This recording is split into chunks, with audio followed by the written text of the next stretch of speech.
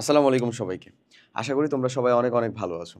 সবাইকে আমাদের হালকেনস্টাইনের সবথেকে প্রিমিয়াম একটা প্রোগ্রাম একাডেমিক টু অ্যাডমিশনের থিওরি ক্লাসে অনেক, অনেক স্বাগতম।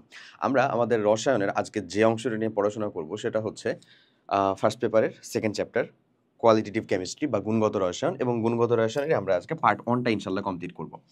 আমি তোমাদের সাথে আছি আশিকুল ইসলাম ভাইয়া। আমি পড়াশোনা করছি আপাতত ঢাকা ইউনিভার্সিটিতে 20 ব্যাচের। চলো তাহলে আমরা শুরু করি। পার্ট 1 এর মধ্যে আমরা যে অংশটা কমপ্লিট করব গুণগত রসায়নের সেটা হচ্ছে একেবারে ধারণা, হ্যাঁ? মানে আমাদের মূল কণিকা, ধারণা। ধারণার পরের অংশটা থাকবে হচ্ছে আম ধারণার পরে আমাদের হচ্ছে যে আ তাদের মূল কণিকাসমূহ, আমি এটা লিখে দিচ্ছি। আমি প্রত্যেকটা পার্টের শুরুতেই চেষ্টা করব তোমাদেরকে এরকমভাবে লিখে দেওয়ার। কারণ তোমরা যারা ক্লাস কমপ্লিট করতেছো obviously ক্লাস করার সাথে, সাথে নোট কমপ্লিট করবা। ম্যাটেরিয়ালস তো পেয়েই যাবা। বাট আমার পার্সোনাল সাজেশন হচ্ছে তুমি নিজে নোট কমপ্লিট করবা অবশ্যই নিজে লিখে। তো তুমি আসলে কোন পার্ট কতটুক থেকে কতটুক কমপ্লিট করে ফেলতেছো? তোমার কাছে যে বই আছে, ধরো নাগ স্যারের বই আছে বা গুহ স্যারের বই আছে বা যেই স্যারেরই বই থাকুক না কেন, তোমার কাছে যে বই আছে, এই বইয়ের ভিতরেও কিন্তু তোমাকে আসলে প্রত্যেকটা টপিক আউট করে দেওয়া আছে। তো একটা চ্যাপ্টার রসায়নের আসলে মাত্র ৫ টা করে চ্যাপ্টার। সো খুব মজাদার আসলে বিষয়টা যে এত কম চ্যাপ্টার ভাইয়া, তাই না? বাট দুঃখজনক হচ্ছে যে চ্যাপ্টার কম হলেও তো টপিক আসলে কম না এবং চ্যাপ্টারগুলোও যথেষ্ট হেলদি। তো যেন কোনো টপিক তোমার পড়াশোনার মধ্যে মিস না যায় এটা খেয়াল রাখা হচ্ছে অবভিয়াসলি তোমার কাজ, তোমার পড়াশোনার ক্ষেত্রে। আর পড়ানোর ক্ষেত্রে কোনো একটা জিনিস যেন মিস না যায় এটা হচ্ছে আমার গ্যারান্টি, আমাদের গ্যারান্টি। এটা নিয়ে কোনো চিন্তা নেই। এবং চলো, তোমার কাজ হচ্ছে তুমি কনসেনট্রেশনটা এখানে দিয়ে রাখবা। তোমাকে এখান থেকে সম্পূর্ণ বুঝিয়ে পাঠানোর দায়িত্ব সম্পূর্ণ আমার। ওই লায়াবিলিটি আমি নিতে রাজি। ঠিক আছে? ওকে। তাহলে চলো আমরা শুরু করি। মূল কণিকাসমূহ এই পার্ট টুকু আমরা কমপ্লিট করব। তারপরে আমরা হচ্ছে আসলে আইসোটোপ, আইসোটোন, আইসোবার, আইসোমার এসব সম্পর্কিত ইলেকট্রনিক, যত সকল আইসো আছে সেগুলো নিয়ে একটু পড়াশোনা করব। তারপরে হচ্ছে ইলেকট্রনের মানে ইলেকট্রন, প্রোটন, তারপরে এদের রাশিমালা সম্পর্কিত কিছু জিনিসপত্র দেখতে হবে যেটাকে আমি ভর দ্বারা প্রকাশ করলাম বা তাদের রাশিমালা ধরো। এরপরে আমরা রাদারফোর্ড পরমাণু মডেলটা হচ্ছে এই লেকচারের মধ্যে কমপ্লিটলি দেখবো আসলে। রাদারফোর্ড পরমাণু মডেল, বাট বোর্ডটা দেখবো না, বোর্ডটা আবার আমরা পরের লেকচারে দেখবো আসলে রাদারফোর্ড পরমাণু মডেল। কারণ রাদারফোর্ড বা বোর দুটেই আমরা পড়ে থাকি, বাট আলটিমেটলি আমাদের দরকার হচ্ছে দুইটাই লাগবে এইচএসসির জন্য আবার অ্যাডমিশনের জন্য। কিন্তু দুইটাই আসলে অসম্পূর্ণ আমরা জানি। দুইটাই আসলে সম্পূর্ণ বর্তমান অবস্থার যে আধুনিক ইলেকট্রনের মতবাদ বা আমাদের প্রোটনের মতবাদ অথবা তুমি যাই বলো সেটাকে হচ্ছে যে আ আমাদের অ্যাটমিক যে মতবাদ সে মতবাদকে আসলে দুইটাই স্যাটিসফাই করতে পারে না। বাট স্টিল আমাদের পড়তে হয় ওই দুইটাই যেটা অসম্পূর্ণ আরকি দুইটাই। সো আমরা এই লেকচারের মধ্যে রাদারফোর্ড পরমাণু মডেল সম্পর্কে ডিটেইলস পেয়ে যাব। সো চলো তাহলে আমরা আর কথা না বাড়িয়ে শুরু করি হচ্ছে আমাদের পড়াশোনা। ফার্স্ট অফ অল প্রথমেই যেটা কথা সেটা হলো আমরা এইরকম একটা জিনিস বা শব্দর সম্পর্কে শুনেছি, তাই না? এই অ্যাটম শব্দটা নিয়ে আসছিলেন হচ্ছে ভাই ডাল্টন সাহেব। আচ্ছা, আমি তোমাকে একটা মানে সুন্দর মতন বিষয়টা উপস্থাপন করে দেখি, তারপরে আশা করি ভালো মতন বুঝাতে পারবো। ধরে নাও তোমার হাতে তোমার সামনে এখন একটা ল্যাপটপ, পিসি বা ট্যাবলেট যাই হোক কিছু একটা আছে সেটাতে তুমি ক্লাস দেখতেছো। তোমার হাতে একটা কলম আছে, তোমার টেবিলের উপরে একটা বই আছে, খাতা আছে। তুমি একটা চেয়ারে বসে পড়াশোনা করতেছো। সবকিছুই হোয়াট এভার ইট ইজ, এটা হচ্ছে একটা অবজেক্ট। এটা আমরাও বুঝতেছি, তুমিও বুঝতেছো, সবাই বুঝতেছে। এই প্রত্যেকটাই হচ্ছে একটা অবজেক্ট। কাইন্ড অফ একটা জিনিস চিন্তা করো যে আম আমরা কি তৈরি হওয়াটা তাহলে এরকম ভালোভাবে বুঝাতে পারবো। ধরে নাও তোমার কাছে সবথেকে বেশি ফিজিবল লাগতে পারে হচ্ছে একটা ফোম। স্পঞ্জ টাইপের যে ফোমগুলো আছে না সেগুলা। তুমি দেখতে পাও যে আসলে ভেতর দিয়ে বাতাস চলাচলের করার মতন অথবা পানি শোষণ করার মতন যথেষ্ট স্পেস আছে, জায়গা আছে। বাট একটা আরেকটার সাথে যুক্ত এবং ছোট্ট, ছোট্ট ইউনিট দ্বারা যুক্ত। সো তোমার কাছে সবথেকে ছোট ইউনিট তোমার চোখে দেখার মতন সেটাই মনে হতে পারে।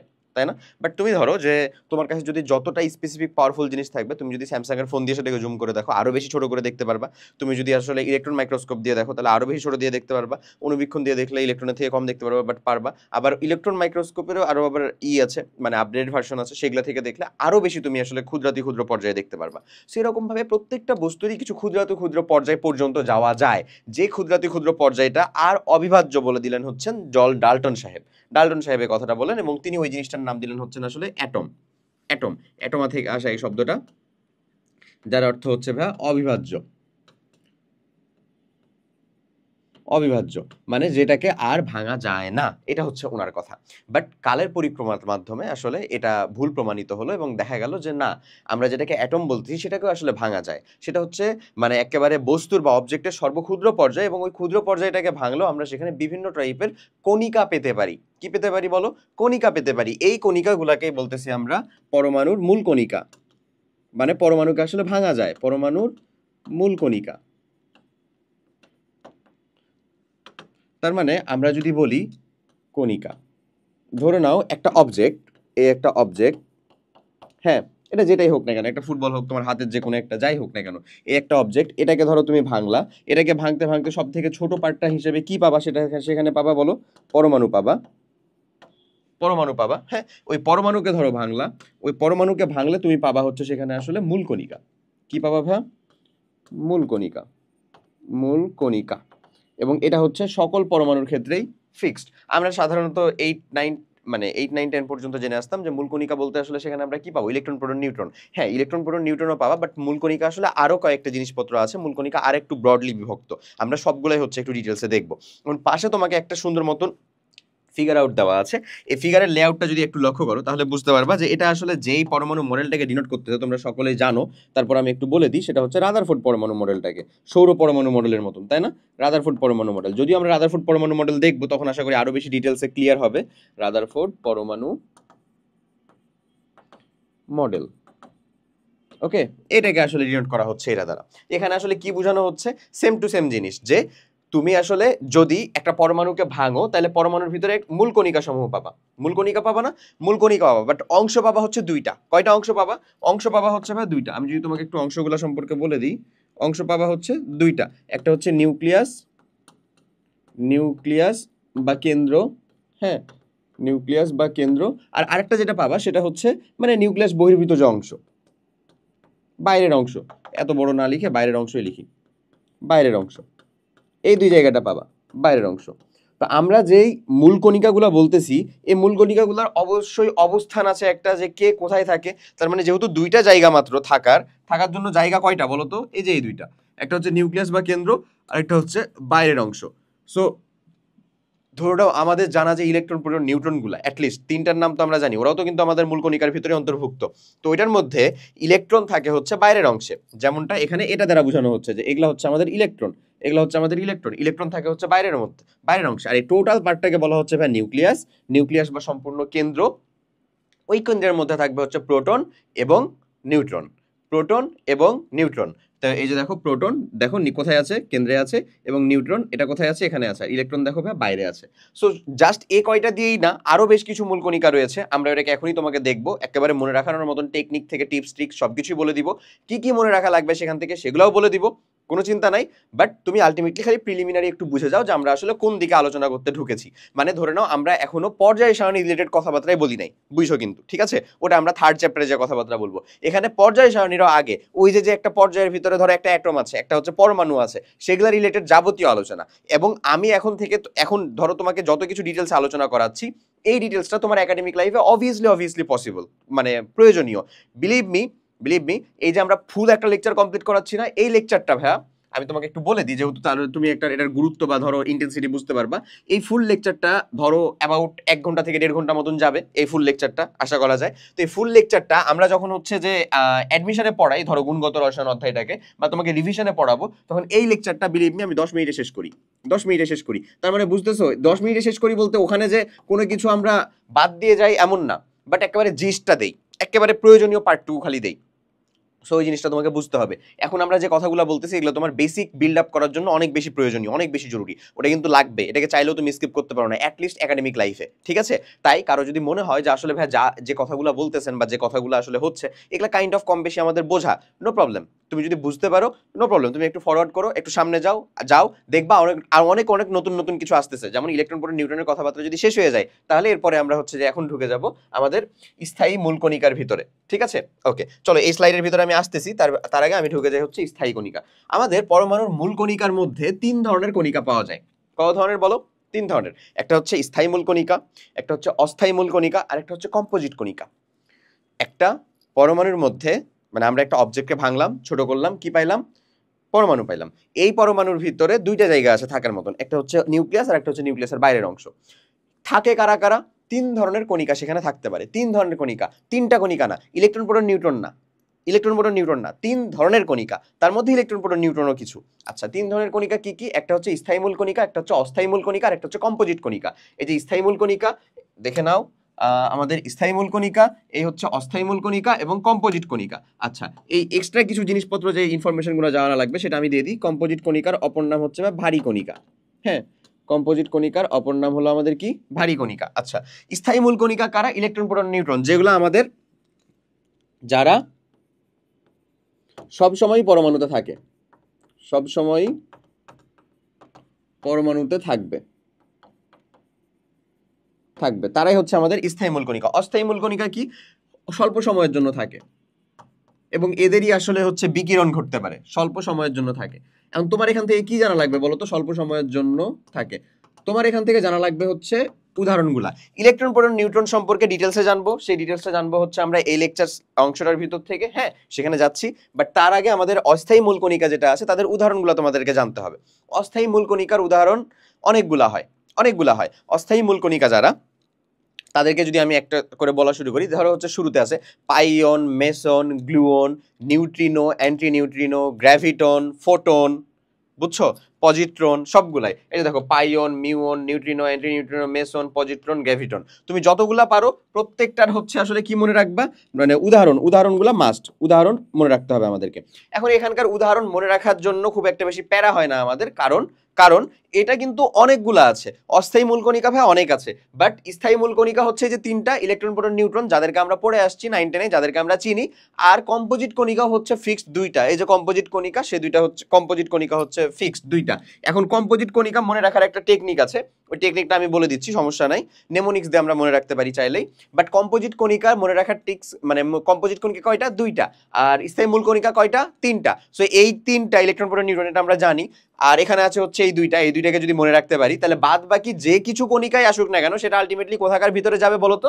অস্থায়ী মূল কণিকা যাবে। কিন্তু এখন উদ্ভট একটা কণিকার নাম যদি দিয়ে দেয়, দিয়ে যদি বলে যে ওটাই কি অস্থায়ী মূল কণিকা নাকি, মানে একেবারেই যেন, মানে তোমার যেন ফিজিবিলিটি অ্যাটলিস্ট থাকে যে মিনিমাম অন্তত 5টা 6টা যেন অস্থায়ী মূল কণিকার নাম বলতে পারো, সেজন্য কিছু কয়েকটা আমরা অবভিয়াসলি মনে রাখবো, ঠিক আছে? তাহলে আমরা মনে রাখতে পারি pion, meson, gluon, neutrino, anti neutrino, positron, enough, graviton, photon, enough, ঠিক আছে?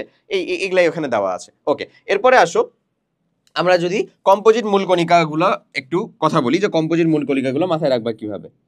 কম্পোজিট মূল কণিকা মাথায় রাখবা হচ্ছে যে ধরে নাও তুমি হলো হলের ক্যান্টিনে খাওয়া দাওয়া করতেছো, খাইতে গেছো, এখন যাও নাই, ইনশাল্লাহ যাবা, academic to admission two phase complete করবা পাবলিক ইউনিভার্সিটিতে, ইনশাল্লাহ যেটা ডিজায়ার জায়গা, সেই ডিজায়ার জায়গার ভিতরে পৌঁছে যাও, সেটাই আমাদের তরফ থেকে দোয়া, ভালোবাসা, সাপোর্ট সবসময় থাকবে।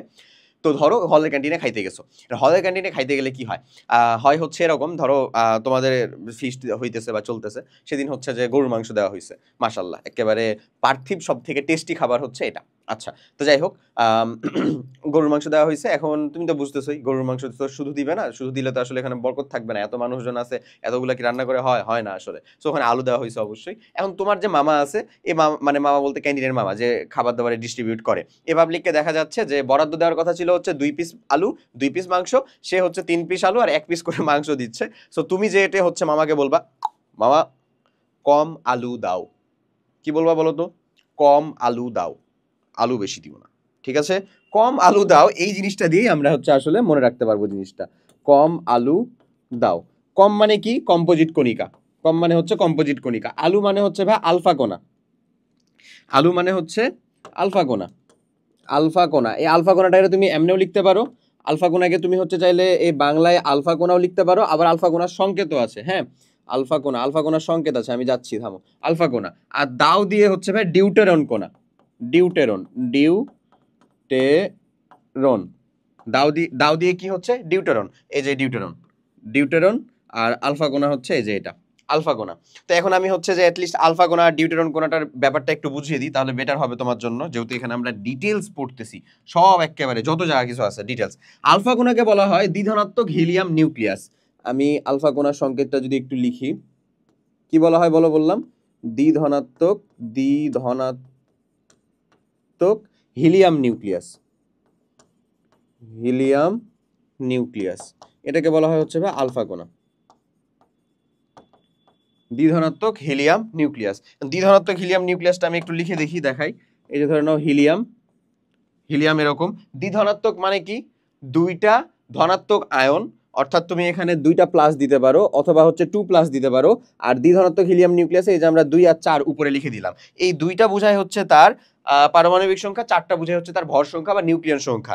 এই জিনিসটা সম্পর্কে ডিটেলস তুমি পাবা, একটু পরেই পাবা, আমরা ওখানেও যাবো, এই লেকচারের ভিতরেই আছে, একটা পরমাণুকে কিভাবে প্রকাশ করতে হয় পাবা, কোনো চিন্তা নাই। বাট এখন যতটুকু বলতেছি ততটুকু মনে রাখো। তার মানে আলফা কোণাকে আমরা বলতে পারি, কোন পার্টটুকু আসলে আলফা কোণা, এই যে দ্বিধনাত্মক হিলিয়াম নিউক্লিয়াস, এ পার্টটুকুকে আমরা বলতে পারি কি আলফা কোণা। ক্লিয়ার? পারবো না আমরা? এই যে এরকমও চাইলে বলতে পারি, He2+, এখানে 2, এখানে 4, দ্বিধনাত্মক হিলিয়াম নিউক্লিয়াস, এমনও বলা যায়। ডিউটেরন জিনিসটা কি সেটা একটু বুঝিবা। ডিউটেরন হচ্ছে হাইড্রোজেনের যে 6টা আইসোটোপ আছে বেসিক্যালি, বাট সব থেকে বেশি অ্যাভেলেবল হচ্ছে 3টা। এই 3টা আইসোটোপের ভিতরে একটা হচ্ছে প্রোটিয়াম 1,1 হাইড্রোজেনেরটা, এরপরে হচ্ছে ভাইয়া 1,2 প্রোটিয়াম, তারপরে হচ্ছে ডিউটেরিয়াম, আর তারপরে হচ্ছে ভাইয়া ট্রিটিয়াম। হ্যাঁ, ট্রিটিয়ামটা হচ্ছে 1,3 এমন। সো এই পাবলিক যেটা ছিল না, এই যে এটা, এটাকেই বলা হচ্ছে সেই ডিউটেরন কণা H12+। H12+, তাহলে এর ভর সংখ্যাটা কত আসলে ভাইয়া? এর ভর সংখ্যাটা হচ্ছে 2, আর পারমাণবিক সংখ্যা হচ্ছে 1, আর প্লাস কেন? কারণ ওই ইলেকট্রনটা ত্যাগ করে আছে, ব্যাপারটা এরকম, ঠিক আছে? তো এটাকে বলা হচ্ছে ডিউটেরন কণা। এই দুইটাই হচ্ছে ভারী কণা। এখন এই ডিউটেরন কণা দিয়ে এটাকে আসলে এরকম ভাবে প্রকাশ করা যায়, ডি দিয়ে, বুঝছো? এটাকে H2 এরকম ভাবে প্রকাশ না করে ডি দিয়েও প্রকাশ করে, এটা কিন্তু শুধু আইসোটোপটাকে। এখন সাধারণ পানির সংকেত কিন্তু একটা জিনিস এখান থেকে একটু দাও, অলিম্পিয়াড টাইপের জায়গাতে এগুলা বেশি আসে। হ্যাঁ, সাধারণ পানির সংকেতটা কি হয় বলো তো? H2O। আর ভারী পানি নামে একটা পানি আছে, বুঝছো? কখনো শুনছো কিনা? না শুনলে হচ্ছে আজকেই দেখে নাও। ভারী পানিকে বলা হয় হচ্ছে D2O। তোমাকে যদি বলা হয় ভারী পানির ভর কত, সংকেত তো পেরে গেলা, সংকেত তো বলেই দিলাম, সংকেত তো হচ্ছে D2O। এই যে সংকেত D2O, ভারী পানি। তোমাকে যদি বলা হয় ভারী পানির ভর কত, তাহলে তুমি এখানে কিভাবে কি করতে পারো? দেখো, হাইড্রোজেনের ভর কত আসলে? 1 করে 2, মানে 2টা হাইড্রোজেন আছে 2। অক্সিজেনের ভর কত? 16, মানে 18। অ্যাজ ইউজুয়াল পানির সাধারণ ভর হচ্ছে 18, আমরা জানি। বাট যদি আমি এটার কথা বলি, তো এটার প্রত্যেকের ভর হচ্ছে 2 করে, আর এটা হচ্ছে 16। তার মানে 16 আর 4 আলটিমেটলি কত হয় ভাই? 20 গ্রাম পার মোল। এটা কার ভর বলো? এটা হচ্ছে ভারী পানির ভর। এই জিনিসপাতিগুলো যেন একেবারে ক্লিয়ার থাকে। দেখছো একাডেমিকে এত কিছু ডিটেলস, এটার জন্য এটাকে বলা হয় একাডেমিক। একেবারে সব ডিটেইলড, যা কিছু জানা তোমার প্রয়োজন, যা কিছু রিলেভেন্ট, সব কিছু তোমাকে দিয়ে দেওয়া হবে, সব কিছু বলে দেওয়া হবে। তাহলে বলো, কম্পোজিট মূল কণিকা আর এই যে এখানে যেটাকে তুমি দেখতেছো স্থায়ী মূল কণিকা, এই দুইটা আশা করি এখন আলহামদুলিল্লাহ কিছুটা হলো পারা যাবে, কিছুটা হলো ফিজিবল লাগতেছে। ইলেকট্রন, প্রোটন, নিউট্রন, চলো এদের বৈশিষ্ট্য, এদের ক্রাইটেরিয়াগুলো একটু পড়ে নিই। আর এই যে এখানে কম্পোজিট মৌলিক কণিকা, এর আগে আমি একটা জিনিস তোমাদেরকে একটু পড়াতে চাই, সেটা হচ্ছে ভাইয়া একটা জিনিস একটু, সেটা হচ্ছে এই যে পজিট্রন পাবলিকটা আছে না, এটাকে নিয়ে একটু কথাবার্তা বলতে চাই, এটা নিয়ে একটু কথাবার্তা বলা উচিত। আচ্ছা, তো আমাদের এই আলফা কোণা, তারপরে হচ্ছে ওই যে ধরো প্রোটন, তারপরে হচ্ছে ডিউটেরন, এগুলা কিন্তু যখন আমরা নিউক্লিয়ার বিক্রিয়া দেখবো, এই চ্যাপ্টারেই আছে কিছু বিক্রিয়া, নিউক্লিয়ার বিক্রিয়া। হ্যাঁ, ওই নিউক্লিয়ার বিক্রিয়ার জন্য এগুলো আমাদের জন্য জানা খুব মাস্ট, খুবই প্রয়োজনীয়। নিউক্লিয়ার বিক্রিয়ার ক্ষেত্রে এদেরকে যদি আমরা একটু জানি, এদেরকে যদি একটু চিনি, চুটকি মেরে আমরা হচ্ছে যে ইজিলি নিউক্লিয়ার বিক্রিয়াগুলো বসায় ফেলতে পারবো, নিউক্লিয়ার বিক্রিয়া সলভ করে ফেলতে পারবো, আহামরি কঠিন কিচ্ছু না। তো পজিট্রনকে বলা হয় হচ্ছে ভাইয়া ধনাত্মক চার্জযুক্ত ইলেকট্রন। জিনিসটা মাথায় রাখবা, কি? ধনাত্মক চার্জযুক্ত ইলেকট্রন, এটাকে বলা হয় হচ্ছে পজিট্রন। ধনাত্মক চার্জযুক্ত ইলেকট্রন। এখন একটা কমন কোয়েশ্চেন আসতে পারে যে ভাই এটা কি বললেনটা কি? হ্যাঁ, ধনাত্মক চার্জযুক্ত ইলেকট্রন, ইলেকট্রনের চার্জ তো অলওয়েজ নেগেটিভ, ধনাত্মক হইতে পারে? ধনাত্মক চার্জযুক্ত ইলেকট্রনের চার্জ তো অলওয়েজ নেগেটিভ, এটা কি পজিটিভ হইতে পারে? একটা সিম্পল জিনিস খালি মাথায় রাখবা, ধরে নাও এই যে এটা হচ্ছে আলটিমেটলি বিক্রিয়া। এই বিক্রিয়ার ক্ষেত্রে জাস্ট তুমি ইমাজিন করো যে তোমার প্লাস ইলেকট্রন, একটা ইলেকট্রন এসে প্রবেশ করছে, ধরে নাও, আর এদিকে কিছু একটা ছিল। হ্যাঁ, এদিকে কিছু একটা তৈরি হইলো, ধরে নাও এটা তৈরি হলো, এদিকে কিছু একটা ছিল, একটা ইলেকট্রন এসে প্রবেশ করছে, এদিকে একটা কিছু তৈরি হলো, ধরে নাও, জাস্ট সাপোজ। তো এই যে এইটাকে আমরা কি এরকম লিখতে পারি না, বা এই যে যেটা ছিল এদিকে থাকলো, এই ইলেকট্রনটাকে আমরা এদিকে নিয়ে যে এটার সাথে এখান থেকে মাইনাস করে দিতে পারি না ভাইয়া? -1 এমন করতে পারি না বলো তো? ভালো করে বুঝো, এটাই কিন্তু নিউক্লিয়ার বিক্রিয়ার বেসিক কিছুটা। আমি এটা এখনই তোমাকে ডিটেলসে শেখাবো না, আমি খালি তোমাকে একটু খালি মানে কি দিচ্ছি, টাচটা দিচ্ছি বলতে পারো। ধরো এটাই হচ্ছে আমার সেই ইলেকট্রন, এই যে দেখো নেগেটিভ চার্জযুক্ত যেহেতু পারমাণবিক সংখ্যাটা নেগেটিভ, সেটার জন্য সেটাকে কি বলা হচ্ছে? ইলেকট্রন বলা হচ্ছে। আর আমি তোমাকে বলতেছি যে এটা হচ্ছে ইলেকট্রন, ইলেকট্রনটা এদিকে এসে যুক্ত হলো, মানে প্লাস দেওয়া। ওটাকে আমি চাইলে ওই পাশে নিয়ে যে সমীকরণের ডান দিকে মাইনাস করতে পারি নিশ্চয়ই। সো আমি ধরো এটাকে মাইনাস করলাম, তো এই মাইনাসে মাইনাস আলটিমেটলি কি হয়ে যায়, কি বলা যায় এটাকে? প্লাস বলা যায় না? এরকম বলা যায় না? এরকম বলা যায় না ভাইয়া? মানে আলটিমেটলি এটা প্লাস হয়ে যাবে, মাইনাসে মাইনাসে কি হয়ে যাবে? প্লাস হয়ে যাবে না ব্যাপারটা? সো এই যে দেখো ধনাত্মক চার্জযুক্ত ইলেকট্রনটা কিন্তু বাই ডিফল্ট এরকম ভাবে চলে আসে, মানে বলা যায় থিওরিটিক্যালি। সো এই যে ধনাত্মক চার্জযুক্ত ইলেকট্রনটাকে কি বলা হয়? পজিট্রন বলা হয়। ওকে, এবার চলো, মানে এখানে আমরা বেশি সময় নিব না, চলো আমরা হচ্ছে এই যে এই তিনজনকে একটু ব্যাখ্যা করি, এই তিনজনের একটু ভর, প্রপার্টিজ, ক্রাইটেরিয়া, হ্যান সবকিছু বুঝি। First of all, electron, proton, neutron. তার ভিতরে ইলেকট্রনটা আমরা জানি, ইলেকট্রনটা কোথায় থাকে আগে অবস্থানটা দেখো, লোকেশন ইন অ্যাটম এখানে দেওয়া আছে, সবকিছু আসলে ডিটেইলসে দেওয়া। ইলেকট্রনটা কোথায় থাকে? আউটসাইড অফ দ্য নিউক্লিয়াস, নিউক্লিয়াসের না, তাই না? আউটসাইড দ্য নিউক্লিয়াস, মানে এক্সট্রা নিউক্লিয়ার যে পার্ট, সে পার্টের মধ্যে থাকে। এরপরে আসো প্রোটন, প্রোটনটাও নিউক্লিয়াসের ভিতরে থাকে। এরপরে আসো নিউট্রন, নিউট্রনটাও কার ভিতরে থাকে? নিউট্রনটাও নিউক্লিয়াসের ভিতরে থাকে। একটা জিনিস সেটা হচ্ছে ভাইয়া, কাইন্ডলি যারা এখনো ভাবতেছো যে এটা তো আসলে নিউটন, তারা কিন্তু আমার তরফ থেকে নিজে একটু মেরে নাও। হ্যাঁ, এটা আসলে নিউটন না, এটা কি বলতো? নিউট্রন। আমি কেন বলতেছি, কারণ তোমাদের দলে আমি নিজে ছিলাম। তারপরে আমি মানে আমার শুরুর দিকের লাইফে যতদিন হচ্ছে ধরো অফলাইনের সাথে যুক্ত ছিলাম, অফলাইনে ডিরেক্ট ব্যাচ পড়াইছিলাম, এর ভিতর থেকে অনেক মানুষজনকে দেখছি, মানুষজন না, আমারই হচ্ছে যে প্রাণপ্রিয় স্টুডেন্টদেরকে দেখছি, ওরা হচ্ছে এই নিউট্রনটাকে কেউ এক গ্রুপ এই নিউটন মনে করে, বাট এটা একেবারেই না নিউট্রন। ওকে, বোথ আর ডিফারেন্ট থিংস। আমি এটাই ভাবতাম যে নিউটন সাহেবের যেহেতু সব জায়গাতে অবদান আছে, তার মানে নিশ্চয়ই কেমিস্ট্রিতে অবদান আছে, এবং এটা বোধহয় উনি কোনো না কোনোভাবে সামহাউ উনি বোধহয় লিঙ্ক, দ্যাটস ওয়াই উনি এটাকে করছিল, এবং ওনার নাম অনুযায়ী বোধহয় এটা, বাট টোটালি ভুল একটা কনসেপ্ট। আমি তোমরা যারা সঠিক জানতা তাদের ভিতরেও আসলে কোনো ফ্যাকড়া বাঁধাতে যাচ্ছি না, জাস্ট ক্লিয়ার কনসেপ্টটা রেখে, এটা হচ্ছে নিউট্রন। ওকে, দুটো আলাদা জিনিস। এরপরে আসো ইলেকট্রন আর প্রোটন আর নিউট্রন। ইলেকট্রনের আমরা শিখবো হচ্ছে চার্জ কত, তার ইলেকট্রনের চার্জ কত সেটা শিখবো, বা সেটা মনে রাখতে হবে আমাদেরকে। তার ভর কত বা মাস কত সেটা মনে রাখতে হবে আমাদেরকে, ব্যাস। আর হচ্ছে যেটা হলো যে ধরো রিলেটিভ চার্জ, নিউক্লিয়ার চার্জ, সেটা না মনে রাখলেও হবে, কোনো সমস্যা নাই। আর তাহলেই হয়েছে। তো এবার দেখো ইলেকট্রনটার চার্জ হচ্ছে রিলেটিভ যেটা, সেটা হচ্ছে -1, এবং রিয়েল যে চার্জের, আসল যে চার্জের পরিমাণটা, সেটা হচ্ছে আমার মানে আসল যে চার্জের পরিমাণ সেটা হলো -1 এই যে -1.6 × 10⁻19 কুলম। এই এতটুকু আমরা মনে রাখলেই হয়েছে। রিলেটিভ যেই চার্জ, এই রিলেটিভ চার্জটা কিভাবে নিয়ে আসে? রিলেটিভ চার্জটা নিয়ে আসে হচ্ছে কারো চার্জকে যদি আমরা প্রোটনের চার্জ দ্বারা ডিভাইড করি, তাহলে যেটা থাকে সেটাই হচ্ছে তার রিলেটিভ চার্জ। তো প্রোটনের চার্জটা কত? প্রোটনের চার্জটা হচ্ছে 1.6 × 10⁻19 কুলম। এই যে দেখো, এটা কিন্তু প্লাস 1.6 × 10⁻19 কুলম। এটাকে যদি এরা দ্বারা ডিভাইড করো, তাহলে কি -1ই থাকবে না? -1ই থাকবে। আবার প্রোটনের রিলেটিভ চার্জ যদি বের করতে চাও, তাহলে এটাকে যদি এরা দ্বারা ডিভাইড করো, সেটা কি থাকবে? +1 থাকবে না? +1ই থাকবে। আর নিউট্রনের আসলে কোনো চার্জ নাই, নিউট্রনটা হচ্ছে চার্জ নিউট্রাল, এজন্যই সেটার নাম নিউট্রন। হ্যাঁ, ওটা হচ্ছে চার্জ নিউট্রাল, চার্জ নিরপেক্ষ, ওর কোনো প্রকার চার্জ নাই। ক্লিয়ার কনসেপ্টটা? ওকে, এরপরে যদি চলে আসো মাস, কার মাস কতটুকু সেটা যদি আমরা জানতে চাই, তাহলে আমাদের কি করতে হবে? মাসগুলো আমাদেরকে মনে রাখতে হবে অবভিয়াসলি। সব থেকে বেশি ভর যার, সেটা হচ্ছে নিউট্রনের। নিউট্রন হচ্ছে সব থেকে বেশি ভারী। হ্যাঁ, ইলেকট্রন হচ্ছে সব থেকে বেশি হালকা, এবং তার ভরটা এতটাই কম যে কাইন্ড অফ সেটা হচ্ছে কিছু কিছু ক্ষেত্রে নগণ্য। ঠিক আছে, সো ইলেকট্রনের যে ভরটা, এটা মনে রাখতে হবে 9.11 × 10⁻31 কেজিতে। যদি তুমি আসলে বলতে চাও, তুমি এখানে আসলে যতটা বেশি পারদর্শী হবা, 9.11 × 10⁻28 গ্রাম, তো গ্রাম, কেজি, তারপরে হচ্ছে এমইউ, হ্যান ত্যান, এগুলাতে আসলে ট্রান্সফার করতে যতটা বেশি পারদর্শী হবা, বিলিভ মি, তুমি এগুলা থেকে ম্যাথমেটিক্যাল এক্সপ্রেশন, তারপরে হচ্ছে এমসিকিউ, তত ভালো বেশি উত্তর করতে পারবা। প্যারা নাই, যতটুকু লাগবে ততটুকু আমরা বলবো।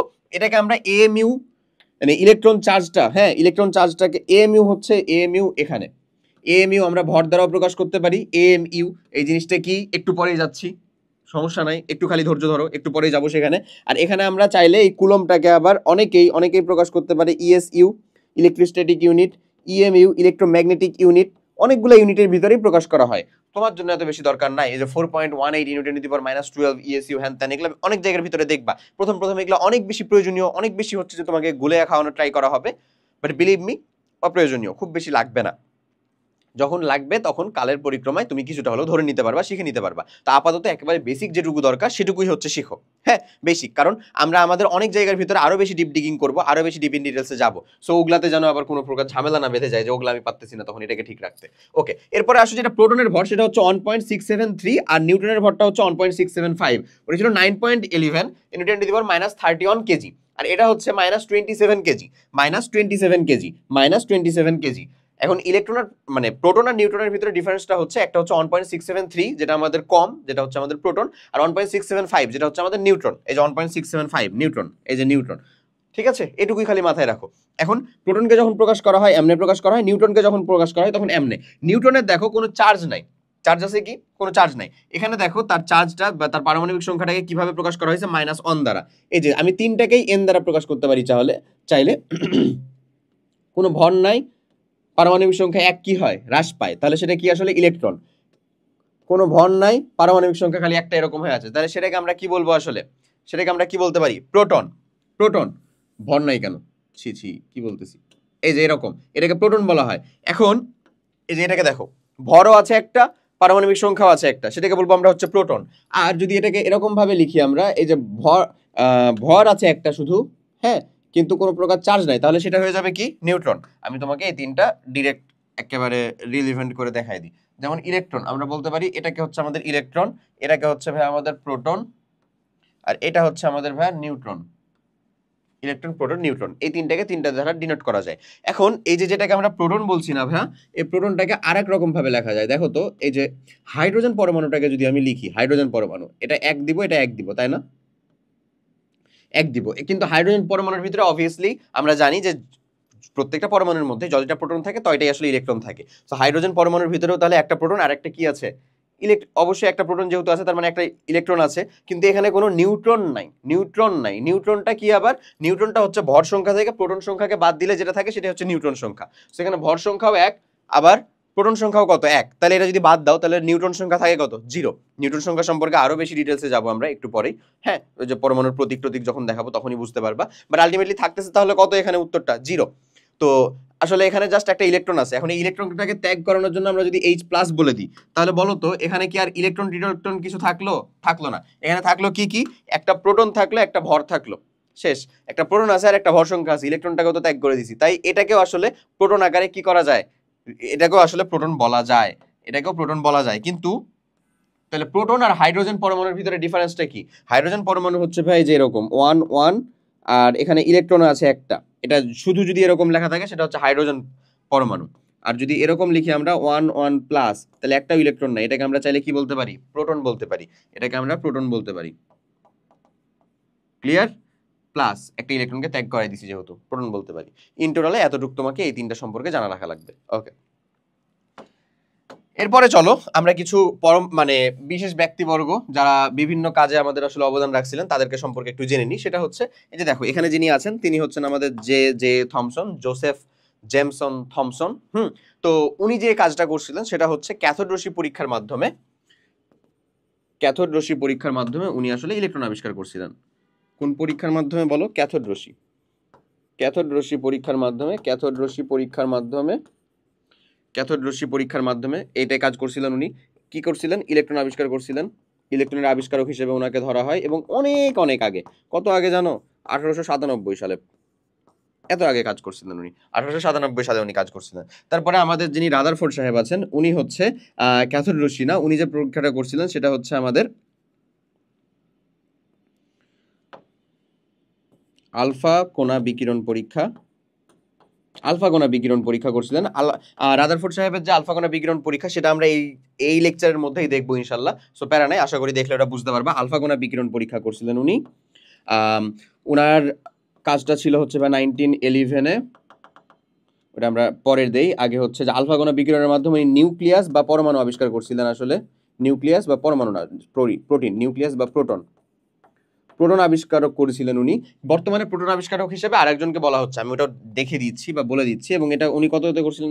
1911-এ, 1911 সালে, হ্যাঁ, নিউক্লিয়াস বা প্রোটন আবিষ্কার করছিলেন উনি। এখন বর্তমানে আসলে প্রোটন আবিষ্কারক হিসেবে গোল্ডস্টাইনকে বলা হচ্ছে, এবং নতুন বইয়ের সংস্করণগুলোতে ওনার নামই বলা হচ্ছে, গোল্ডস্টাইন, বর্তমান প্রোটন আবিষ্কারক। তো তোমার যদি আসলে দুইটাই উত্তর থাকে, হ্যাঁ, আর রাদারফোর্ডও আছে, গোল্ডস্টাইনও আছে, তাহলে তোমার বইয়ে যেহেতু গোল্ডস্টাইন বর্তমানে সংস্কার করা হচ্ছে, তুমি গোল্ডস্টাইনটা দিবা। যদি না থাকে তাহলে রাদারফোর্ডই দিবা। যদি গোল্ডস্টাইন থাকে তাহলে তো শুধু গোল্ডস্টাইনই দিলা। এই হচ্ছে কথা, ঠিক আছে? গোল্ডস্টাইন বর্তমানে প্রোটন আবিষ্কারক, এমন। তারপরে নিলস বোর আসলে নিউটন আবিষ্কারক না, অবশ্যই নিউটন আবিষ্কার করছিলেন হচ্ছে চ্যাডউইক। আমি সেখানে যাচ্ছি একটু পরে। নিলস বোর যে কাজটা করছেন সেটা হচ্ছে যে রাদারফোর্ড সাহেব যে পরমাণু মডেল দিয়েছিলেন সেটার মাধ্যমে নিউক্লিয়াস বা প্রোটনকে আবিষ্কার করা গেছিল, বাট পরমাণু মডেলে মেলা মেলা ত্রুটি ছিল। সো নিলস বোর সাহেব যে কাজটা করছিলেন সেটা হচ্ছে উনি গণনা সংক্রান্ত বেশ রাশিমালা দিতে পারছিলেন। গণনা সংক্রান্ত রাশিমালা, মানে ধরো ম্যাথমেটিক্যালি প্রকাশ করতে পারছিলেন, যাকে বলে সংক্রান্ত রাশিমালা, এটা দিতে পারছিলেন। রাশিমালা এবং উনারটা ওই সময় সব থেকে বেশি জনপ্রিয় হচ্ছে প্রোটনীয় মানে মতবাদ ছিল, জনপ্রিয়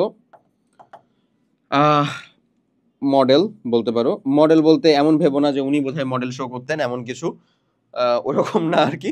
জনপ্রিয় কি অ্যাটম মডেল। আচ্ছা ঠিক আছে, চলো আমরা হচ্ছে তাহলে এটাকে ঠিক করে লিখি। হ্যাঁ, জনপ্রিয় উনি অ্যাটম মডেল দিতে পারছিলেন, অ্যাটমিক মডেল।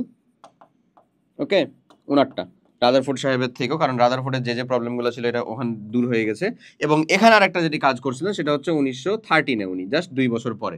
এবং তুমি জেনে রাখো এই রাদারফোর্ড সাহেবেরই শিষ্য হচ্ছেন, মানে ইনি উনার গুরু,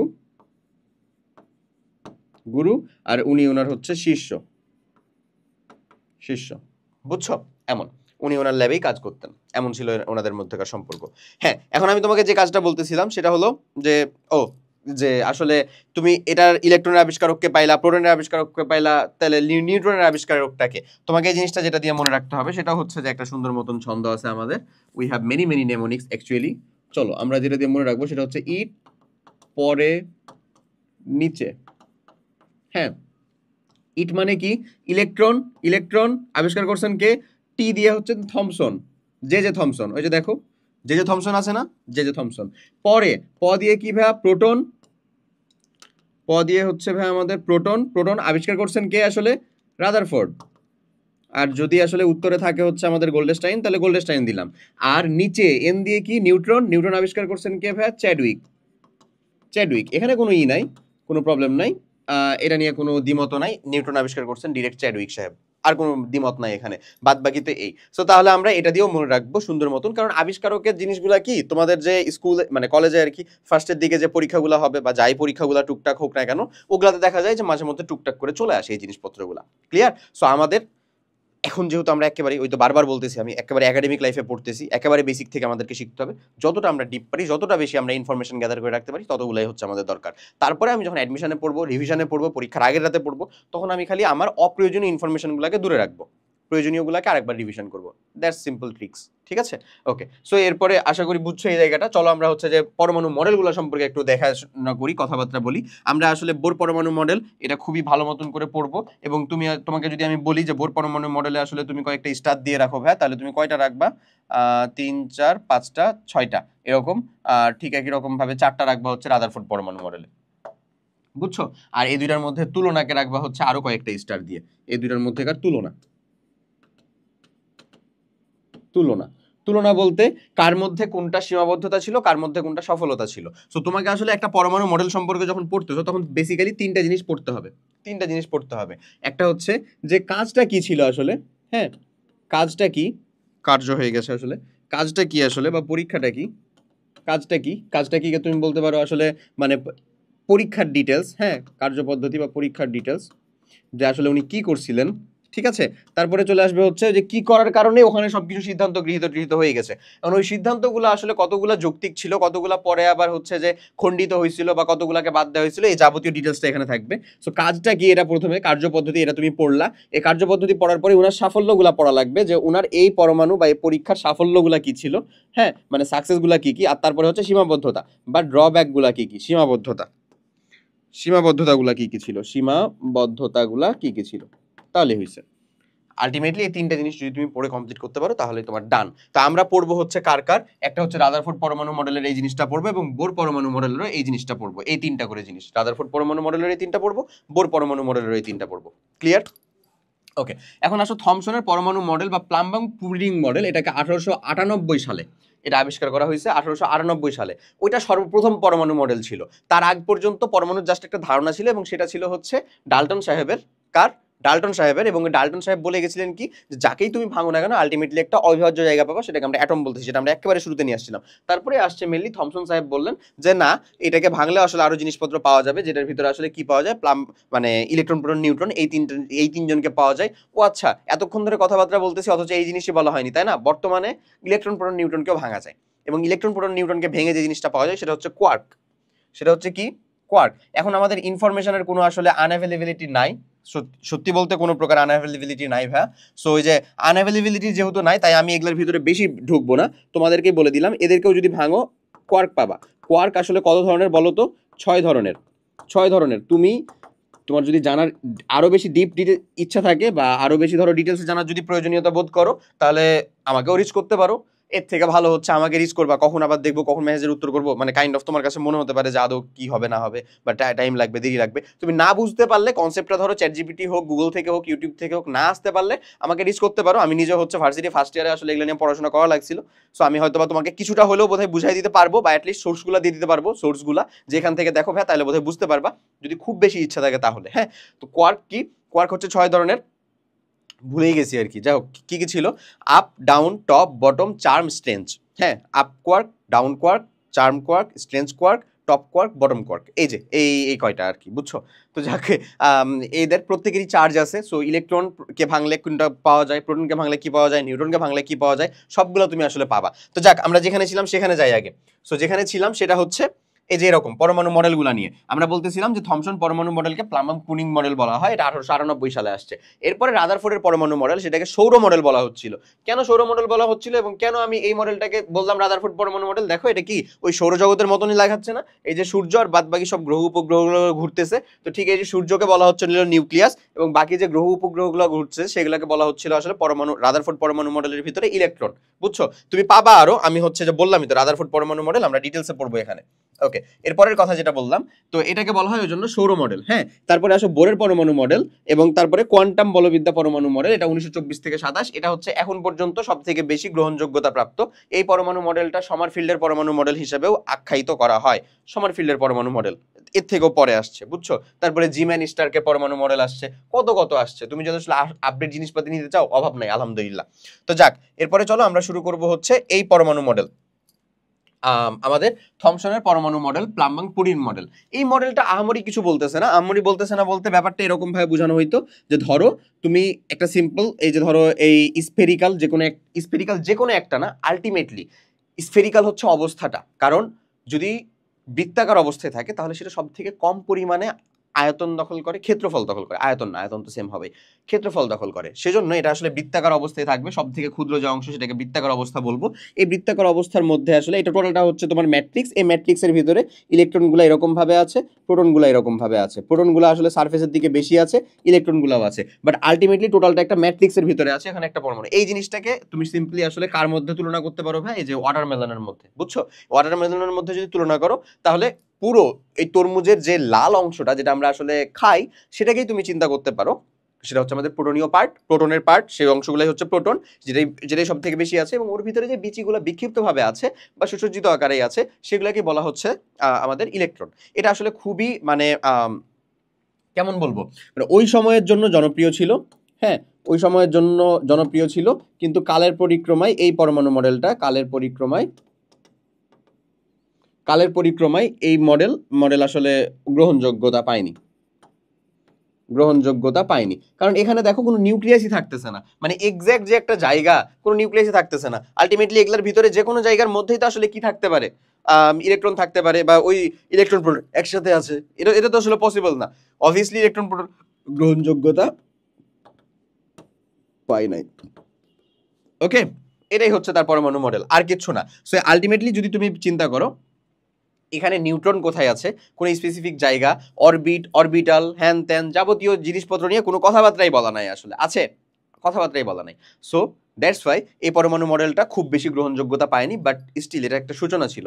এরপরে আসে হচ্ছে আমাদের রাদারফোর্ড পরমাণু মডেল, এবং রাদারফোর্ড পরমাণু মডেল বা সৌর পরমাণু মডেল, যে পরমাণু মডেলের ভিতরে আলফা কোণা রশ্মি পরীক্ষার মাধ্যমে উনি, মানে একেবারে একটা পরীক্ষা করার মাধ্যমে, এটা তো ধরো ছিল হচ্ছে লিটারালি থিওরি, মানে এটা হচ্ছে তার হাইপোথিসিস যে এরকমটা হইতে পারে ওনার, ঠিক আছে? এরপরে চলে আসলো একেবারে বিজ্ঞানসম্মত একটা পরীক্ষা, সায়েন্টিফিক একটা পরীক্ষা। এখানে হচ্ছে আমরা অ্যাটম নিলাম। এটা কার অ্যাটম নিয়েছিলাম বলো তো ভাই? অ্যারাম বা স্বর্ণের। আমি যখন এখনই ডিটেলসে পড়াবো এই জায়গাটা, তখনই তোমাকে আমি হচ্ছে যে একেবারে স্পেসিফিক কারণ থেকে শুরু করে সবকিছু বলে দিব। এখন জাস্ট পরমাণু মডেলগুলোর একটু খালি রাফলি আলোচনা করতেছি। এটা রাফ আলোচনা ভাই, এটা কিন্তু ডিটেলস হচ্ছে না আমাদের। আমি বলে দিই কি হয়েছিল। ঘটনাটা ঘটছিল এরকম যে এই যে আমরা একটা সরু ছিদ্র পথে আলফা কোণা এখান থেকে বিকিরণ করতেছি, এখানে আমরা একটা স্বর্ণের পাত রাখছিলাম, কে? অ্যারাম পাত, স্বর্ণ। ওই যে ওই জন্য অ্যারাম লিখছি ওখানে, স্বর্ণপাত। আর চারপাশে দিয়েছিলাম হচ্ছে জিঙ্ক সালফাইডের পর্দা। তো এখন যখন আমি হচ্ছে এখান দিয়ে এই আলফা রশ্মি বিকিরণ করতেছি, তখন দেখতেছি আমি ম্যাক্সিমাম গুলো আসলে পার হয়ে যাচ্ছিল, ম্যাক্সিমাম গুলোই পার হয়ে যাচ্ছিল। সো পার হয়ে যাচ্ছে মানে কি বুঝাচ্ছে, যে আলফা কোনা পার হয়ে যাচ্ছে, তার মানে অধিকাংশ স্থানই হচ্ছে ফাঁকা, এটা বুঝাচ্ছে। তারপরে আবার পার হয়ে যাওয়ার পরে কিছু দেখা যাচ্ছে যে কিছু বেঁকে যাচ্ছে, মানে সেন্টারে যে বরাবর যেগুলো যাচ্ছিল সেগুলো দেখা যাচ্ছে কিছুটা বেঁকে যাচ্ছে। তার মানে ও যেহেতু আলফা কোনাটা কি ছিল বলতো, এরকম ছিল না, দ্বিধনাত্মক হিলিয়াম নিউক্লিয়াস, দ্বিধনাত্মক হিলিয়াম নিউক্লিয়াস। তাহলে ও যেহেতু হচ্ছে ধনাত্মক চার্জ, আবার ও যেহেতু বেঁকে যাচ্ছে, আকর্ষিত হচ্ছে না, আমরা জানি কি সেম চার্জ রিপেলস টুগেদার, তার মানে ধনাত্মক চার্জ যুক্তই কিছু একটা নিউক্লিয়াসের মানে কেন্দ্রের দিকে আছে, একেবারে কেন্দ্রের দিকে আছে, এবং প্রতি প্রায় 20,000-এ একটা কোণা দেখা যাচ্ছিল যেখান দিয়ে যাচ্ছে এখান দিয়ে ব্যাক চলে আসছে। কিভাবে বোঝা গেল যে যেখান দিয়ে যাচ্ছে সেখান দিয়ে ব্যাক চলে আসছে? এক্সাক্ট বিপরীত ভাবে। এভাবেই বোঝা গেল যে এই যে আমি জিঙ্ক সালফাইডের পর্দাটা দিছিলাম না, এটা আমার প্রতিপ্রভা সৃষ্টি করে, অর্থাৎ যখন আলফা কোণা যে এটা জিঙ্ক সালফাইডের পর্দাটা লাগতেছিল তখন একটা স্পার্কের সৃষ্টি হচ্ছিল। হ্যাঁ, স্পার্ক সৃষ্টি যেখানে হচ্ছিল না সেটা নিশ্চয়ই ব্যাক চলে আসছে, সেটাকে ট্রেস করা যাচ্ছে না, বুঝছো? তো ওই ব্যাক চলে আসছে সেগুলার কথাই আমি বললাম, যে কিছু আছে যেটা হচ্ছে ডিরেক্ট একেবারে এই যে এরকম প্রায় 20,000-এ একটা ডিরেক্ট ব্যাক চলে আসে। কেন? কারণ ওই কেন্দ্রের ভিতরে একেবারে সম্পূর্ণ ভারী একটা ভর নিমজ্জিত আছে বা সম্পূর্ণ আছে বা যুক্ত আছে, ওই জায়গাটাকেই বলতেছি আমরা নিউক্লিয়াস। এটাই ছিল হচ্ছে আমাদের রাদারফোর্ড পরমাণু মডেলের মেইন থিম। আমি এটাকে আরো ডিটেলসে দেখাবো, কেন স্বর্ণের পাত ব্যবহার করা হয়েছিল, কেন জিঙ্ক সালফাইডের পর্দা ব্যবহার করা হয়েছিল, এই স্বর্ণের পাতের আসলে ডেনসিটি কত ছিল, এই স্বর্ণের পাতের ডেনসিটি না মানে থিকনেস কত ছিল, সবকিছু ডিপ ইন ডিটেলস। বাট রাদারফোর্ডের আলফা কোণা বিচ্ছুরণ পরীক্ষা ছিল হচ্ছে এই জিনিস। ক্লিয়ার? এখন ওই যে দেখো ওই যে একেবারে সেন্টারের ভিতরে ধনাত্মক চার্জযুক্ত কে আসলে? প্রোটন। দ্যাটস ওয়াই উনি নিউক্লিয়াসেরও আবিষ্কারক, প্রোটনেরও আবিষ্কারক, এই কথাটাই বলা হয়েছিল ওখানে।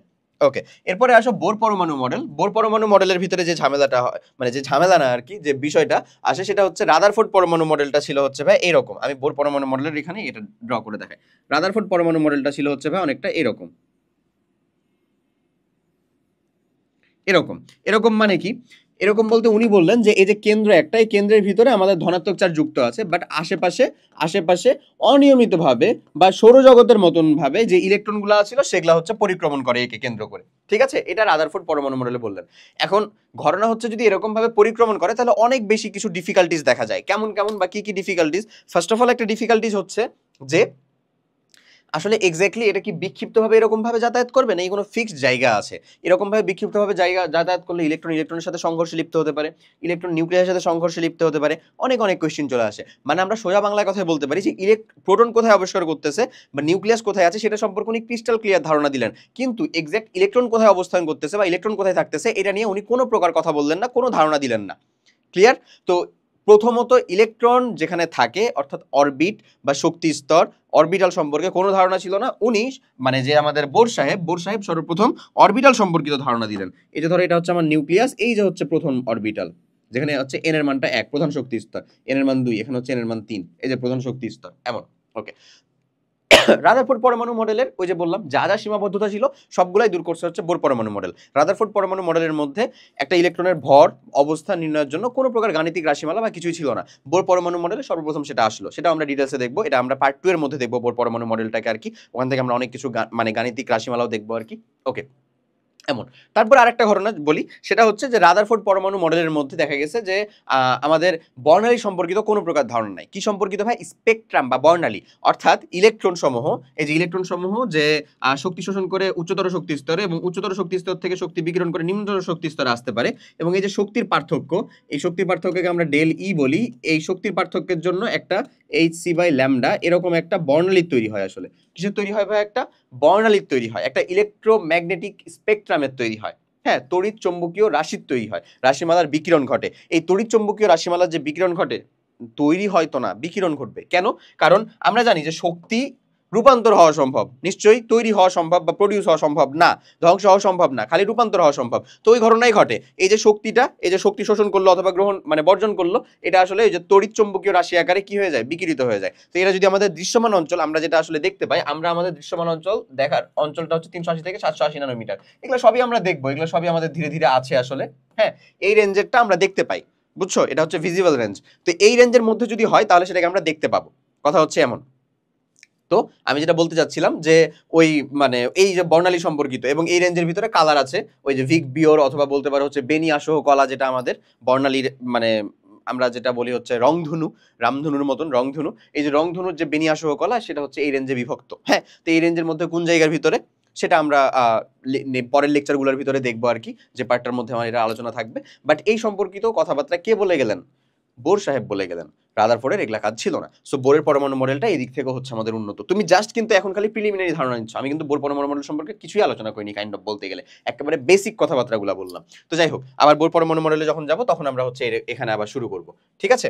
ওকে, তো যেটার কথা বলছিলাম সেই পার্টটা তো আমরা কমপ্লিট করে ফেলছি, ইলেকট্রন প্রোটন নিউট্রন নিয়ে আলোচনা। এখন ইলেকট্রন প্রোটন নিউট্রন নিয়ে আলোচনা বলতে ইলেকট্রন প্রোটন নিউট্রনের প্রকাশটা আমরা হচ্ছে এখানে তোমাকে দেখাবো।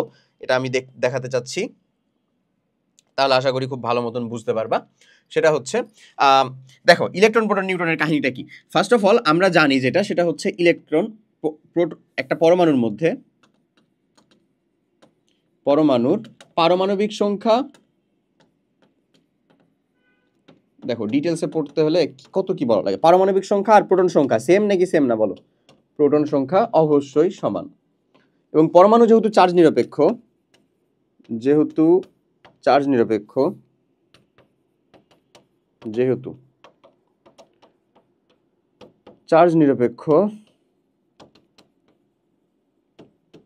তাই যতটা প্রোটন,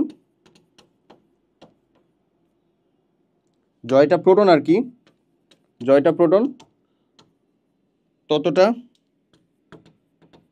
ইলেকট্রন থাকে। বলো এটা নিয়ে কোনো প্রবলেম আছে? ততটা ইলেকট্রন থাকবে একটা পরমাণুর মধ্যে, তাই কিনা বলো? এই দুইটা জায়গা বোঝা গেছে ভাই? একেবারে একেবারে বেসিক কথাবার্তা, বাচ্চা বাচ্চা কথাবার্তা, ঠিক আছে? আর নিউট্রন সংখ্যা জিনিসটা কি? নিউট্রন সংখ্যা জিনিসটা হচ্ছে, সংখ্যা লিখতে যা মঙ্খা হয়ে গেছে। আচ্ছা, সংখ্যা এই জিনিসটা হচ্ছে ভাই ভর সংখ্যা থেকে মাইনাস করব আমরা যেটা প্রোটন সংখ্যা। হ্যাঁ, এটা হচ্ছে তোমার নিউট্রন সংখ্যা। ভর সংখ্যার অপর নাম বলা হয় হচ্ছে নিউক্লিয়ন সংখ্যা। ভর সংখ্যার অপর নাম বলা হয় নিউক্লিয়ন সংখ্যা।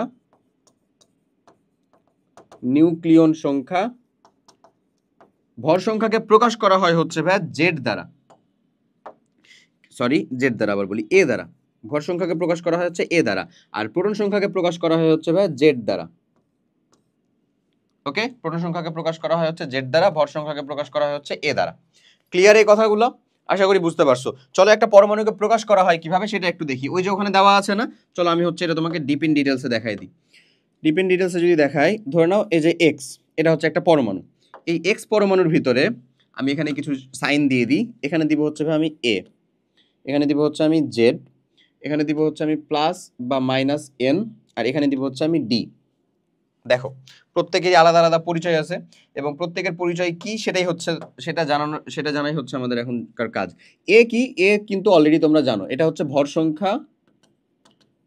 সংখ্যা বা নিউক্লিয়ন সংখ্যা। ভর সংখ্যার অপর নামটাকে কি বললাম আমরা? নিউক্লিয়ন সংখ্যা। ভর সংখ্যা বা নিউক্লিয়ন সংখ্যা। জেড কি? জেড হচ্ছে তোমার প্রোটন সংখ্যা বা পারমাণবিক সংখ্যা। সো পারমাণবিক সংখ্যা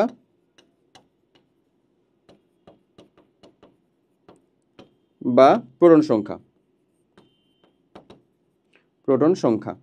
ক্লিয়ার? ওকে, প্লাস মাইনাস এন জিনিসটা কি? ওকে, সো আমরা প্রথমে প্লাস দেখি। প্লাস মানে হচ্ছে ত্যাগকৃত বা বর্জনকৃত ইলেকট্রন সংখ্যা। প্লাস এন মানে কি? ত্যাগকৃত বা বর্জনকৃত ইলেকট্রন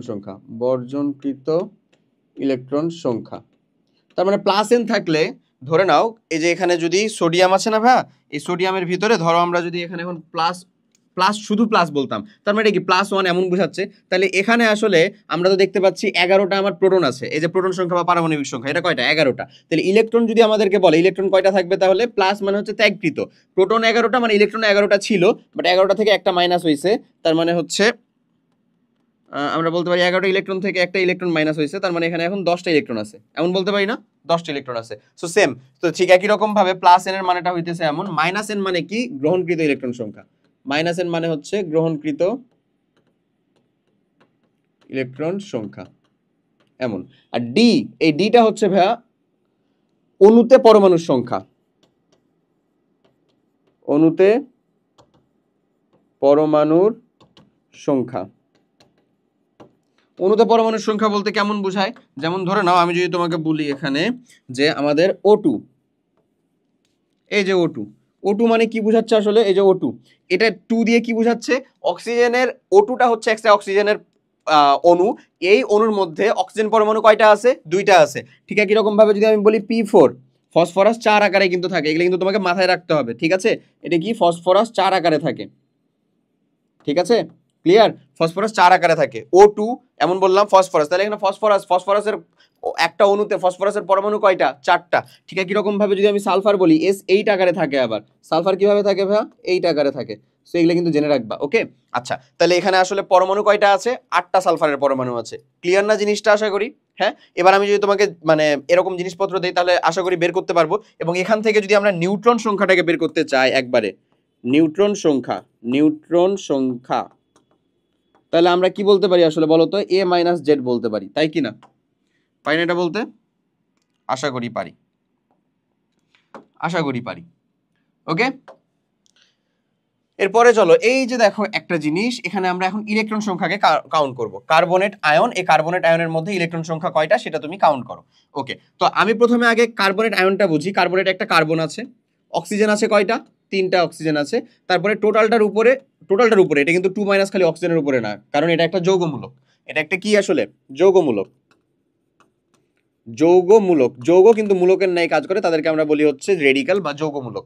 সো এই যে একটা যৌগমূলক, এই যৌগমূলকের অবস্থাটা এরকম, 2 মাইনাস মানে 2টা ইলেকট্রন ওভারঅল গ্রহণ করে আছে। সো আমি যদি এখন টোটাল ইলেকট্রন সংখ্যা কাউন্ট করি, এই কার্বনে আমার পরমাণু কয়টা, মানে সরি প্রোটন কয়টা, ইলেকট্রন কয়টা? কার্বনের পারমাণবিক সংখ্যা হচ্ছে 6, তার মানে ইলেকট্রনও থাকবে কয়টা? 6টা। প্লাস অক্সিজেনের ভিতরে কয়টা ভাই বলো তো? অক্সিজেনে 8, 8টা আর 3টা করে আছে, 3টা অক্সিজেনের পরমাণু আছে এখানে, একটা অক্সিজেনে 8টা করে ইলেকট্রন আছে। 8টাই তো আছে, এই কি কোনো চার্জিত আছে? না, ওভারঅল যেটা চার্জে সেটা তো আমি পরে ক্যালকুলেশনে নিয়ে আসবই। বুঝে গেছে আমার কথা? তাহলে আমি যেটা করব যে কার্বনেটটা 6 লিখলাম, 6টা ইলেকট্রন, মোট ইলেকট্রন সংখ্যা আমরা কাউন্ট করতেছি। ওকে, আচ্ছা 6, তারপরে আমরা যেটা করব সেটা হচ্ছে 8 গুণ 3। ওকে, 8 গুণ 3ও কমপ্লিট করে ফেললাম। 6 প্লাস 8 গুণ 3, 8 কেন করলাম? কারণ অক্সিজেনের এক একটাতে কয়টা করে আছে? 8টা করে প্রোটন, 8টা করে ইলেকট্রন আছে। অক্সিজেনের পারমাণবিক সংখ্যা যেহেতু 8, তাহলে 8 গুণ 3। এখন তারপরে আমরা এই যে এটা আসলে গ্রহণকৃত ইলেকট্রন নাকি ত্যাগকৃত? মাইনাস মানে হচ্ছে গ্রহণকৃত ইলেকট্রন সংখ্যা, 2 মাইনাস মানে হচ্ছে 2টা ইলেকট্রন গ্রহণ করা আছে, ব্যাপারটা এরকম। তাহলে আলটিমেটলি এটা কত হয় দেখো তো? 3 8 24 আর 32টি না? এগুলা জিনিস কিন্তু তুমি গুচ্ছ বা অন্যান্য বিভিন্ন ইউনিভার্সিটির ভর্তি পরীক্ষার ভিতরেও প্রশ্ন আসে। ঠিক আছে, ওকে। যদি এখানে নিউটন কাউন্ট করতে বলতো তো তোমার এটা কাজ থাকবে ভাই, ঠিক আছে, যে এখানে তুমি নিউটন সংখ্যা কাউন্ট করো।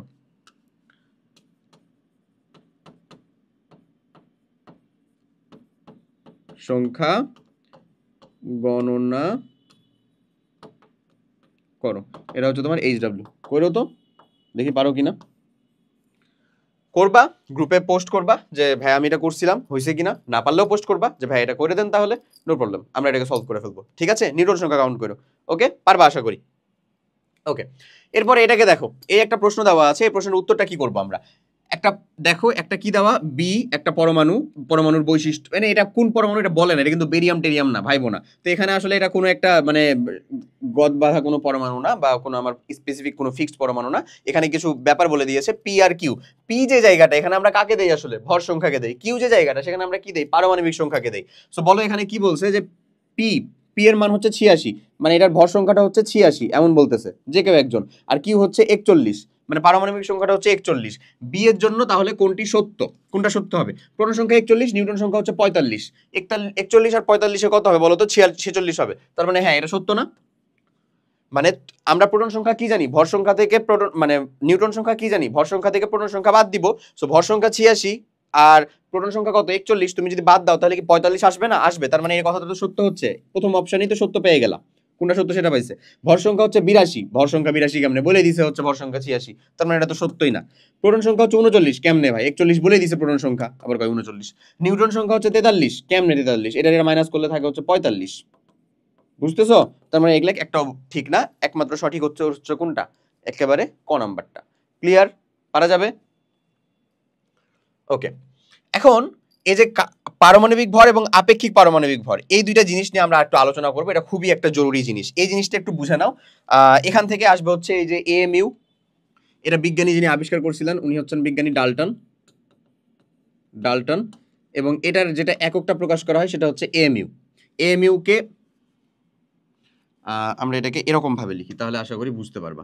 ডাল্টন আবিষ্কার করছিলেন, সেটাকে আমরা 1 ডাল্টন বলতে পারি। 1 ডাল্টন সমান আমরা 1 এএমইউ বলতে পারি, 1 এএমইউ। আর 1 এএমইউ এর ভ্যালু কত সেটাই আমরা বের করব। 1 এএমইউ এর ভ্যালু হচ্ছে ভাই এই যে এটা, 1 এএমইউ এর ভ্যালু হচ্ছে এক্স্যাক্টলি এইটা। সো এখানে যে কথাটা, সে সংজ্ঞাটা আর কি ভালো করে আগে বুঝো। ডাল্টন সাহেবের সংজ্ঞাটা দিয়ে গেছিলেন, এবং যে স্কেল দিয়ে এটা মাপছিলেন সেটা হচ্ছে সবথেকে বেশি অ্যাভেলেবল যে পরমাণুটা, সেটা সবথেকে বেশি অ্যাভেলেবল পরমাণু কে বলতো? কার্বন। আমাদের দেহ কার্বন দিয়ে গঠিত, গাছপালা, সেলুলোজ সবকিছু এগুলো হচ্ছে কার্বন দিয়ে গঠিত। দ্যাটস ওয়াই কার্বন হচ্ছে সবথেকে যেহেতু অ্যাভেলেবল একটা পরমাণু, সেজন্য উনি কার্বন স্কেল দিয়ে এটাকে মাপছিলেন। কার্বন স্কেল দিয়ে আপেক্ষিক পারমাণবিক ভর বা অ্যাটমিক মাস ইউনিট, এএমইউ, এই জিনিসটা কি আসলে? অ্যাটমিক মাস ইউনিট, এই জিনিসটা লিখে দিই আমি তাহলে। হ্যাঁ, অ্যাটমিক মাস ইউনিট। এখন উনি এটা সংজ্ঞা দিলেন প্রথমে। উনি সংজ্ঞাতে যেটা দিলেন সেটা হচ্ছে যে এখানে লেখা, আমি তোমাকে বলে বুঝাচ্ছি সেটা। উনি সংজ্ঞাতে বললেন যে এটা হলো কার্বন 12 আইসোটোপের একটি পরমাণুর 1/12 অংশ। 1 এমইউ মানে বোঝায় হচ্ছে, ভালো করে বুঝা একটু, কার্বন 12 আইসোটোপের একটি পরমাণুর ভরের 1/12 অংশ। ওকে, আচ্ছা, এখন কথা হচ্ছে যে কার্বনের ভর কত বলো তো? কার্বন 6, 12 এমন, ঠিক আছে? তাহলে এই যেটা কার্বন, এটা কি একটা পরমাণু নাকি 1 মোল পরমাণু? উত্তরটা হচ্ছে 1 মোল পরমাণু। 1 মোল পরমাণু, 1 মোল পরমাণুর ভর কত আমার? 12 গ্রাম, গ্রাম পার মোল। বুঝছো? 1 মোল পরমাণুর ভর হচ্ছে আমার মানে 12 গ্রাম পার মোল। উনি বলে গেলেন যে কার্বন 12 আইসোটোপের একটি পরমাণুর ভরের 1/12 অংশ। কার্বন 12 আইসোটোপের একটি পরমাণুর ভরের 1/12 অংশ। এনি এমন না কিন্তু কথা যে 1 মোল ভরের, এমন না। বাট এই যে 12 গ্রাম পার মোল, এটা হচ্ছে একটা পরমাণুর ভর কিন্তু না, এটা হচ্ছে 1 মোল পরমাণুর ভর। সো 1 মোল পরমাণু মানে সেখানে আসলে কতগুলো পরমাণু আছে বলো তো? এটা আমরা কিন্তু 19 পড়ছি, অ্যাভোগাড্রো সংখ্যক নাম্বার পরমাণু আছে। মানে আমরা বলতে পারি 6.023 × 10⁻23 এতটি পরমাণুর ভর হচ্ছে কত? 12। তাহলে একটা পরমাণুর ভর কত হবে? একটি পরমাণুর ভর আমরা কত বলতে পারি? 12 বাই হচ্ছে 6.023 × 10⁻23 এমন, এত। এখন উনি বলে গেলেন একটি পরমাণু ভরের 1/12 অংশ। তাহলে এটা আমি পেয়ে গেলাম কিন্তু পরমাণুর ভর, একটি পরমাণুর ভর আমি পেয়ে গেলাম কি এটা ভাইয়া? একটি পরমাণুর ভর। বুঝছো? এখন 1 এমইউ যেটাকে আমরা প্রকাশ করতেছি, 1 এমইউ বা 1 ডাল্টন, যাই বলো না কেন তুমি, 1 ডাল্টন, এটা হচ্ছে এই একটি পরমাণুর ভরের 1/12 অংশ। তাহলে 12 বাই হচ্ছে 6.023 × 10⁻23 দিয়ে দাও, ইন্টু হচ্ছে 1/12 অংশ। বুঝছো? এটা কিন্তু উনি বলে গেলেন, ঠিক আছে? ঠিক আছে, তাহলে এই যে এই 12, এই যে এই 12 কাটে, তাহলে 1/6.023 × 10⁻23 থাকে না? এটার ভ্যালু থাকে 1.64 10⁻24 গ্রাম। এই যে ভ্যালুটা থাকে, এবং এটাই হয়ে গেল 1 এমইউ এর মান। এটাই হয়ে গেল কি বলো? 1 এমইউ এর মান। এই জিনিসটাই তোমার ভালো মতন পারা লাগবে। এটাই হয়ে যাচ্ছে হচ্ছে আমাদের 1 এমইউ এর মান। ক্লিয়ার? 1 এমইউ 1 ডাল্টন সমান কত? তাহলে আমরা বলতে পারি 1.64। ভালো করে একটু ক্যালকুলেটরে করো, ক্যালকুলেটরে নিবা। অ্যাভোগাড্রো নাম্বার কিন্তু আমাদের মানে অ্যাভোগাড্রো নাম্বার কিন্তু আমাদের এর ভিতরে দেওয়াও থাকে, ঠিক আছে? 1.66 × 10⁻19 গ্রাম, এটা করলেও তুমি করতে পারবা, কোনো সমস্যা নেই। অ্যাভোগাড্রো নাম্বার কিন্তু সাধারণত আমাদের দেয়া থাকে। ওকে, তাহলে আমরা যদি করি 1 এমইউ, হ্যাঁ, অ্যাভোগাড্রো নাম্বার যেটা, এটা কিন্তু ফিক্সড দেয়া থাকবে। তাহলে এই ক্যালকুলেশনের ভিতরে এটা হচ্ছে 1.664 × 10⁻24 গ্রাম, এতটুকু। সো এটা দেওয়া আছে, তুমি আরামসে করতে পারবা। কারণ আমি তোমাকে যেটা বললাম, তাহলে 1 এমইউ এর মানটা তুমি কত বলতে পারো? 1.664 বা 67 সাধারণত এটা ইউজ করে, ঠিক আছে? তুমি একটু আগে যখন আমরা প্রোটনের ভর দেখলাম, তারপরে আমরা নিউট্রনের ভর দেখলাম, ওখানে 1.673 একটাতে ছিল, 1.675 একটাতে ছিল। সো 1.664 অথবা 1.66 × 10⁻24 গ্রাম, এটাই আশা করি দিয়ে দিতে পারো। ক্লিয়ার হয়েছে জিনিসটা? আশা করি বুঝতে পারছো। এরপরে 1 এমইউ 1 ডাল্টন সম্পর্কিত কনসেপ্টটা ক্লিয়ার, বুঝা গেছে আশা করি। এটাই হচ্ছে একটা এক এএমইউ এর মান, এই মানের উপর ভিত্তি করে আসলে পারমাণবিক যে ভরগুলা সেগুলোকে কাউন্ট করা হতো ওই সময়ে, হতো না এখনো হয় আর কি। এখন এটা নিয়ে কথা চলে আসে এই যে এরকম কিছু কোয়েশ্চেন, যেমন দেখো এটা একটা কোনো মৌলের একটি পরমাণুর ভর যদি এত হয় তাহলে মৌলটির নাম কি হবে। একটা পরমাণুর ভর যদি এরকম হয়, সো তুমি দেখো একটা পরমাণুর ভর হচ্ছে এত, এমন বলে দিছে। তো আমরা যে জিনিসটা জানতাম সেটা হলো যে এটা কিসে বলা, এটা কিসে বলা বলো তো ভাই? গ্রামে অবভিয়াসলি বলা। একটি পরমাণুর ভর হচ্ছে এত। আমরা জানি হচ্ছে যে আমাদের অ্যাটমিক মাস ইউনিটের ভিতরে এক এএমইউ অ্যাটমিক মাস ইউনিটের ভিতরে 1.67 × 10⁻24 গ্রাম হয় হচ্ছে একটি পরমাণুর ভর। হ্যাঁ, ওটা আসলে কোন মৌল সেটার উপর ভিত্তি করে। যেমন কার্বন 12 আইসোটোপের 1/12 অংশ ছিল, দ্যাটস ওয়াই এটা এরকম ভাবে আসছে। এটা যদি ধরে নাও অন্য কোনো একটা মৌলের জন্য হইতো, ধরো এটা তো এখানকার মানটা ফিক্সড, এই মানটা তো এখানকার জন্য ফিক্সড, এটার উপর ভিত্তি করে বাকি মানগুলোকে আমরা ঠিক করি এটার উপর ভিত্তি করে। এখন এখানে যখন বলছে যে এই যে ধরো এই যে এই কোশ্চেনটার দিকে একটু বুঝো, এই কোশ্চেনটার দিকে একটু বুঝো। এখানে একটা পরমাণুর ভর হচ্ছে এত, তুমি বলো তো আসলে যে একটা পরমাণুর ভর এত, বাট এক মোল পরমাণুর ভিতরে কতটুকু পরিমাণ জিনিসপত্র থাকে, এটা কিন্তু আমরা দুইভাবে উত্তর করতে পারি। আমরা যদি উত্তরে লিখি যে একটি পরমাণুর ভরটা এত, একটি পরমাণুর ভর কত আমাদের 1.7931 × 10⁻22 গ্রাম।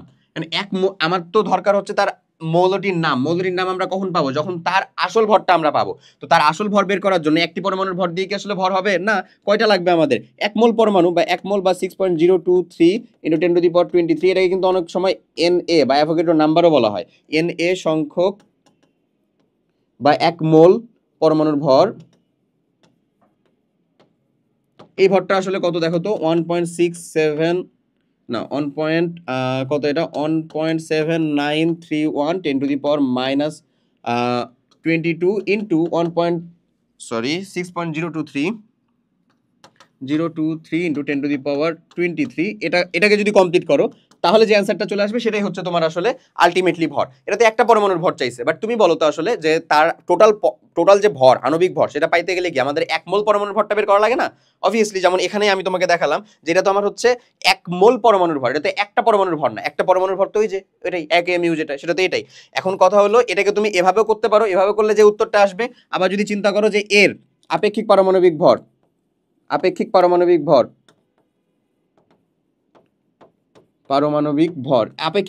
ভরটা কত হবে? ওর যে ভরটা একটি পরমাণুর ভর বাই হচ্ছে এক এমইউ এর মান, সিম্পল। আপেক্ষিক পারমাণবিক ভরটা কত? 7931 × 10⁻22 বাই হচ্ছে তোমার যেটা এক এমইউ এর মান, একটি পরমাণুর ভর যেটা তুমি বের করছো 1.66 10⁻24 গ্রাম। সো আলটিমেটলি তুমি এটাতেও যে উত্তর পাবা, এটাতেও সেম উত্তর পাবা। সেই উত্তরটা পাবা হচ্ছে 107 গ্রাম পার মোল, এরকম পাবা। বুঝছো? 107 গ্রাম পার মোল পাবা। 107 আসলে কার ভর বলো তো ভাইয়া? জানো? সিলভারের ভর। কার আসলে? সিলভারের বা এজি। তো আমাকে ভরটা আসলে মনে রাখতে হবে যে কার ভর এরকম টাইপের হয়। তো সিলভারের ভর বা এজি বা সিলভারের ভর, হ্যাঁ। সো এটা আসলে কোন পরমাণুকে বোঝাচ্ছে? আসলে সিলভারকে বোঝাচ্ছে। তুমি যদি আসলে এরকম ভাবে করো, প্রথম যে স্টেপটা দিয়ে করছি আমরা, এই স্টেপটা দিয়ে ফলো করে করো, তাও এটা কারেক্ট। এই স্টেপ ফলো দিয়ে করো, তাও এটা কারেক্ট। সো আমরা যেহেতু এক এমইউ এর মানটান পড়লাম, বের করার কাহিনীটা পড়লাম, ওটা দিয়ে তোমাকে আসলে এই স্টেপটা দেখিয়ে দেওয়া হয়েছে। আর উপরে এটা হচ্ছে যে ডিরেক্ট মোল দিয়ে দেখিয়ে দেওয়া হয়েছে। বুঝছো? এটা তোমার উপরে ইচ্ছা যে তুমি আসলে কিভাবে করতে চাচ্ছ, তাইলে হবে। ওকে, সো আশা করি বুঝতে পারছো। এরপরে আমাদেরকে যে পার্টটুকু করতে হবে সেটা হচ্ছে আইসোটোপ, আইসোবার, আইসোটোন, আইসো ইলেকট্রনিক, এই অংশগুলো নিয়ে আমরা আলোচনা করব, এই যে যতগুলো আইসো আছে আর কি। আচ্ছা, তো ভাইয়া আমরা যে অংশটাতে ছিলাম আসলে, আমরা আসলে এই পার্টটুকু এখন পড়বো। এই পার্টের মধ্যে আমরা কমপ্লিট করব হচ্ছে যত প্রকারের আসলে আইসো আছে। আইসোটোপ সবথেকে গুরুত্বপূর্ণ, তুমি এটা পড়ছো, কিন্তু আমরা সেম জিনিসটাকেই একটু ডিফারেন্ট অ্যাঙ্গেলে পড়বো, একটু ব্রডলি পড়বো, একটু বোঝার চেষ্টা করবো, একটু ভেতরের জ্ঞান আস্বাদন করার চেষ্টা করবো যে ভেতরে আসলে কি বোঝাচ্ছে। আইসোটোপ, আইসোটোন, আইসোবার, এই তিনটা আলহামদুলিল্লাহ আমরা পড়ছিলাম। আইসো ইলেকট্রনিকও আমরা টুকটাক পড়ছি। আইসো ডায়াফার, আইসো স্টার, এই নামেও দুইটা জিনিস থাকে যেগুলো অ্যাডমিশনের টুকটাক একটু দেখানো হয়, আপাতত তোমার লাগবে না। যেখানে যদি পড়ানো হয় বা কোথাও যদি তুমি দেখো, নো প্রবলেম, এটাকে একটু ওখান থেকে দেখো পারলে, বা প্রয়োজন নাই, আমি বলে দিলাম প্রয়োজন নাই। আইসো ইলেকট্রনিক পর্যন্ত ওকে। আইসোমার বলে একটা জিনিস আছে, সেটা আবার তুমি পাবা অর্গানিক কেমিস্ট্রির মধ্যে বিশেষ করে, তো ওখানে যে আবার সেটাকে জরুরি আবার, হ্যাঁ। সো ওই জৈব রসায়ন যখন তুমি পড়বা ওই আমাদের সেকেন্ড পেপারে সেকেন্ড চ্যাপ্টার, তখন ওটা জরুরি। তো আপাতত দৃষ্টিতে যে কয়টা আমরা দেখাচ্ছি, যে কয়টা পড়াচ্ছি, সে কয়টাকে ভালো করে শিখো, সেগুলোর অ্যাপ্লিকেশন শিখো, কেন প্রয়োজন সেগুলো একটু বুঝি, মোর দ্যান এনাফ। ওকে, এখানে চলে আসো, যদি আমরা দেখি, এই যে দেখো হাইড্রোজেনের আইসোটোপ, বললাম না তোমাকে আমি, প্রোটিয়াম, ডিউটেরিয়াম, ট্রিটিয়াম, আমি দেখাইছি বোধহয় এগুলো, দেখাইলাম না ভাই, প্রোটিয়াম, ডিউটেরিয়াম, ট্রিটিয়াম, এমন। এই ডিউটেরিয়ামটাকেই কি বলতাম আমরা, D12, আর এটা যদি প্লাস হয়ে যায় তাহলে এটাকে কি বলবো, ডিউটেরিয়াম আয়ন। ডিউটেরিয়াম আয়ন কি ছিল, একটা ভারী কণা ছিল, এগুলা যদি এখন ভুল করছিস মারবো কিন্তু। সো D2O, এটা কার সংকেত, ভারী পানির সংকেত, এগুলা যেন ক্লিয়ার থাকে। ফ্লোরিন, ফ্লোরিনের ক্ষেত্রে দেখো ভাই, এখানে আসলে 9, 19 আর হচ্ছে 10, 20, তো এখানে যদি তুমি লক্ষ্য করো তাহলে এখানে পাবা হচ্ছে নিউট্রন সংখ্যা কয়টা করে, 10টা করে। এই যে ভর সংখ্যা থেকে পারমাণবিক সংখ্যাটা বাদ দাও, কত করে থাকবে, 10টা করে থাকবে।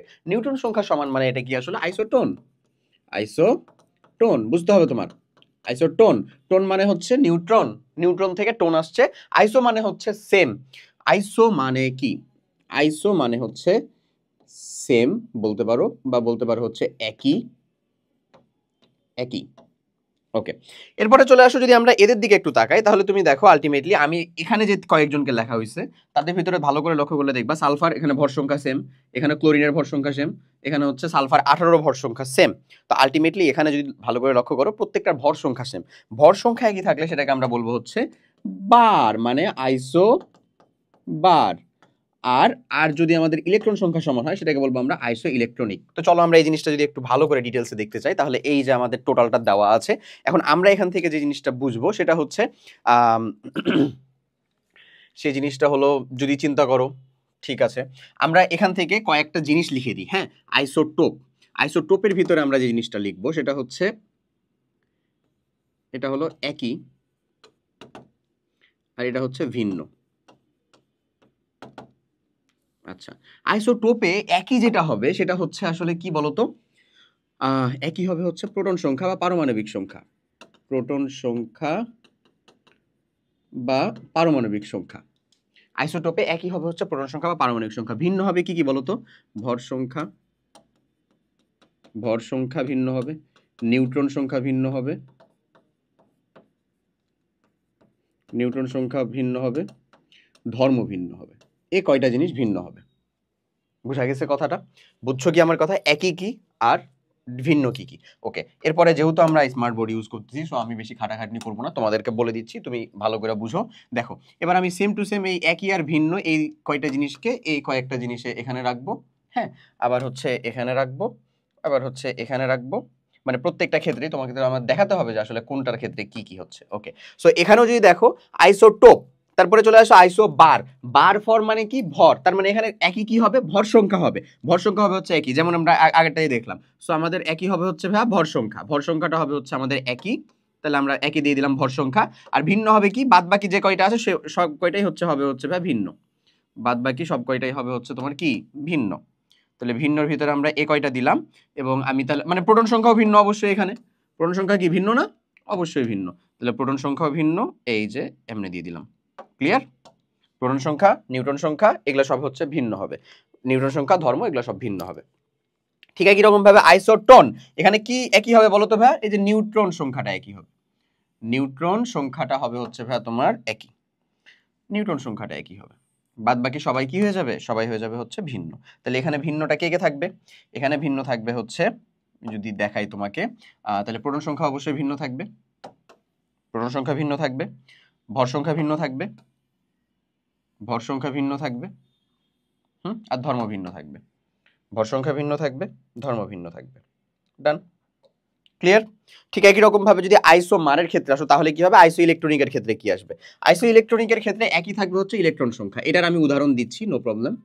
ইলেকট্রন সংখ্যা আমাদের কিন্তু এই বুয়েট ভর্তি পরীক্ষা থেকে শুরু করে ইঞ্জিনিয়ারিং বিভিন্ন ভর্তি পরীক্ষাতে কিছু মৌল দিয়ে দেয়, দিয়ে বলে যে এখান থেকে আইসোটোন, আইসোটোপ, আইসোবার এগুলাকে আলাদা করো, হ্যান ত্যান মেলা কিছু দিয়ে দেয়, কিন্তু এরকম টাইপের অ্যাভেলেবেল কোয়েশ্চেন আসে। ঠিক আছে, তো আমাদেরকে এই জিনিসটাকে হেলা ফেলাই নিতে হবে না, অবশ্যই ভালো মতনই পড়তে হবে। ওকে, আইসো ইলেকট্রনিকের ক্ষেত্রে ইলেকট্রন সংখ্যা সেম থাকবে, বাদ বাকি সবকিছুই ভিন্ন হতে পারে। বাদ বাকি সবকিছু ভিন্ন হতে পারে বলতে এই যে এই পার্টটুকু পুরাটাই ভিন্ন হতে পারে, হ্যাঁ, এটুকুও ভিন্ন হবে। ঠিক একই রকম ভাবে আমাদের প্রোটন সংখ্যার পার্টটুকুও ভিন্ন হবে, এটাও ভিন্ন হতে পারে। বুঝছো কি কথাটা, প্রোটন সংখ্যা ভিন্ন হবে। ডান, ঠিক আছে। আর আইসোমারের ক্ষেত্রে কি, আইসোমারের ক্ষেত্রে একই যে জিনিসটা হয় সেটা হচ্ছে আসলে সংকেত, সেই সংকেতটা আবার কেমন? আণবিক সংকেত। আণবিক হয়ে গেছে, আণবিক করে দিই এটাকে। হ্যাঁ, এই আণবিক সংকেতটা হয় হচ্ছে ভাই একমাত্র একই, বাদ বাকি সবকিছুই হয় হচ্ছে আসলে কি বলতো, ভিন্ন। বাদ বাকি সবই হয় হচ্ছে ভাই ভিন্ন। তো বাদ বাকি সবই এখানে হয় হচ্ছে আসলে কি, ভিন্ন। ঠিক আছে, এখানে ইলেকট্রন সংখ্যার প্রয়োজনই পড়ে না আসলে। সো আমরা ইলেকট্রন সংখ্যার পয়েন্টটাকে মিশায় দেই, দরকার নাই আমাদের ইলেকট্রন সংখ্যার পার্টটুকু, বাদ বাকি অংশটুকুকে আমরা সামনে দিয়ে দিতে পারি। ডান। ক্লিয়ার কথাটুকু? এ পার্টটুকু কমপ্লিট করলেই হবে। আইসো ইলেকট্রনিকের একটা উদাহরণ দিয়ে আসো। আইসো ইলেকট্রনিকের যদি উদাহরণ খুঁজতে যাও তাহলে প্রথমেই বলবো হচ্ছে ধরে নাও এই যে এফ মাইনাস, হ্যাঁ, O2 মাইনাস, তারপরে হচ্ছে ধরে নাও সোডিয়াম প্লাস, তারপরে হচ্ছে ম্যাগনেসিয়াম প্লাস, এদের প্রত্যেকের কি ইলেকট্রন সংখ্যা সমান না? তারপরে নিয়ন, দেখো তো এদের প্রত্যেকের কি ইলেকট্রন সংখ্যা সমান না? সমান।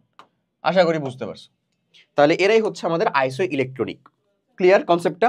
আইসোমার কি? আইসোমার দিয়ে যদি একটা উদাহরণ দেই খালি, এটা আমি বললামই। আইসোমার হচ্ছে তারা যাদের হচ্ছে আমাদের আণবিক সংকেতটা ভিন্ন থাকবে, গাঠনিক সংকেতগুলো আলাদা হবে। সেম আণবিক সংকেতটা একই হবে, গাঠনিক সংকেতগুলো ভিন্ন হবে।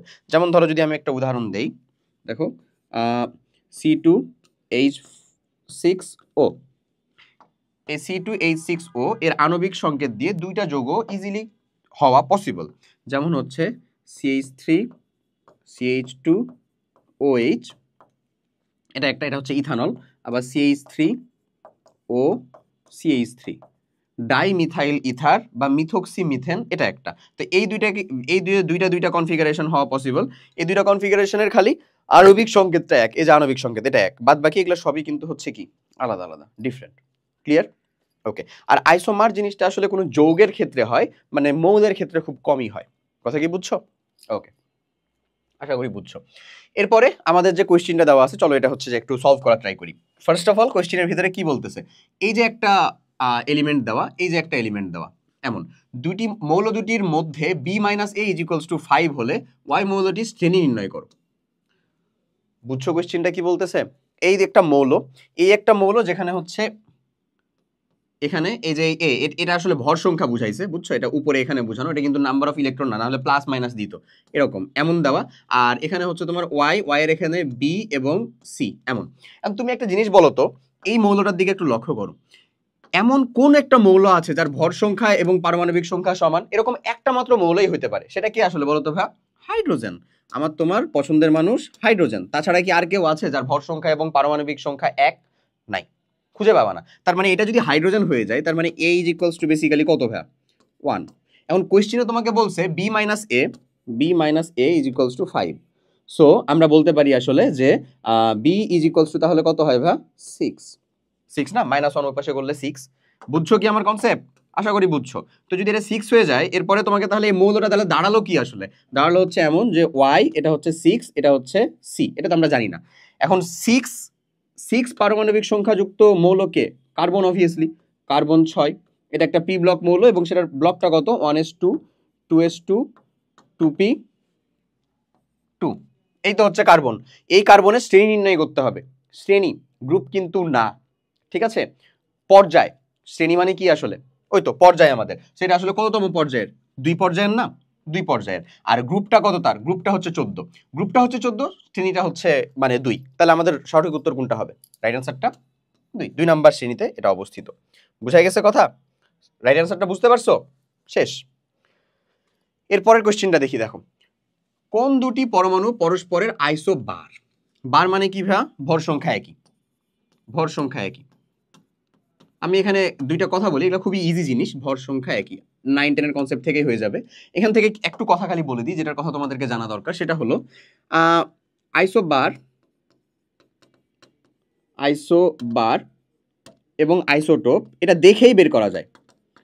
আইসোটোপ এটা হচ্ছে কি দেখেই বের করা যায়। কারণ কি? কারণ এখানে কোনো ক্যালকুলেশন করা লাগে না, দেখেই বের করা যায়। ভর সংখ্যাও তো দেয়া থাকে, আবার হচ্ছে প্রোটন সংখ্যা তো দেয়াই থাকবে, প্রোটন আর ভর সংখ্যা দুটোই তো দেয়া থাকে। সো যাদের সেম সেটাই তো হচ্ছে আমাদের মেইনলি আইসোটোপ। প্রোটন সংখ্যা সেম হলে, ভর সংখ্যা সেম হলে আইসোবার। সো যেটা দেওয়াই থাকে এটা দেখেই বের করা যায়, আসলে বের করা যায়।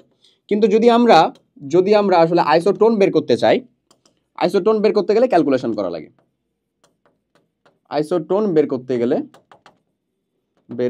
গেলে ক্যালকুলেশন লাগে। ক্যালকুলেশন লাগে। কথা কি ক্লিয়ার হয়েছে আমার? আইসোটোনটা বের করতে গেলে তোমার কি লাগবে? ক্যালকুলেশন করা লাগবে। কেমন ক্যালকুলেশন? অবভিয়াসলি আমাদের ভর সংখ্যা থেকে আসলে ওই যে প্রোটন সংখ্যাটা বাদ দিতে হয়, দিয়ে নিউট্রন সংখ্যাটা সমান করতে হয়, যাদের সমান হবে সেটা। আবার এখানে আরেকটা সুবিধা আছে, সেই সুবিধাটা হচ্ছে আইসোটোপ। আইসোটোপ কি করে? আইসোটোপের কাহিনীটা হচ্ছে যে একই মৌলের পরমাণু হয়, মানে হাইড্রোজেন হলে হাইড্রোজেনই হবে মৌলের পরমাণু। তার মানে আইসোটোপটাও আরো দেখে সহজে বলা যায়। যেমন হচ্ছে এখানে যদি আমি আইসোটোপের কথা বলি, যেটা হচ্ছে আইসোটোপ একই মৌলের পরমাণু, বুঝছো? এটা হচ্ছে আইসোটোপ। কিছু কি শব্দ পাচ্ছ তোমরা? আচ্ছা যাই হোক, আইসোটোপ এটা হচ্ছে একই মৌলের পরমাণু। ওকে, তাহলে এটা কি? ডি। এটা হচ্ছে আইসোটোপ, বাট আমার চাইছে কি আসলে আইসো বার। বার যদি আমরা বের করি তাহলে ভর সংখ্যা সেম হবে, 64 64 ভর সংখ্যা সেম, তার মানে অবভিয়াসলি এ। চোখ বন্ধ করে। আর অন্য কোথাও সমান দেখো তো, সমান সমান অন্য কোথাওই সমান না, তার মানে আমাদের রাইট অ্যান্সারটা হচ্ছে এ। ক্লিয়ার? ক্লিয়ার হচ্ছে কনসেপ্টগুলো তো? ওকে, এরপরে দেখো যেসব পরমাণু নিউক্লিয়ন সংখ্যা, নিউট্রন সংখ্যা বলছে নাকি নিউক্লিয়ন সংখ্যা বলছে? নিউক্লিয়ন সংখ্যা। নিউক্লিয়ন সংখ্যা মানে আসলে কি ভাবে বলো তো? বলেই দিছি তোমাদেরকে, ভর সংখ্যার অপর নাম হচ্ছে নিউক্লিয়ন সংখ্যা।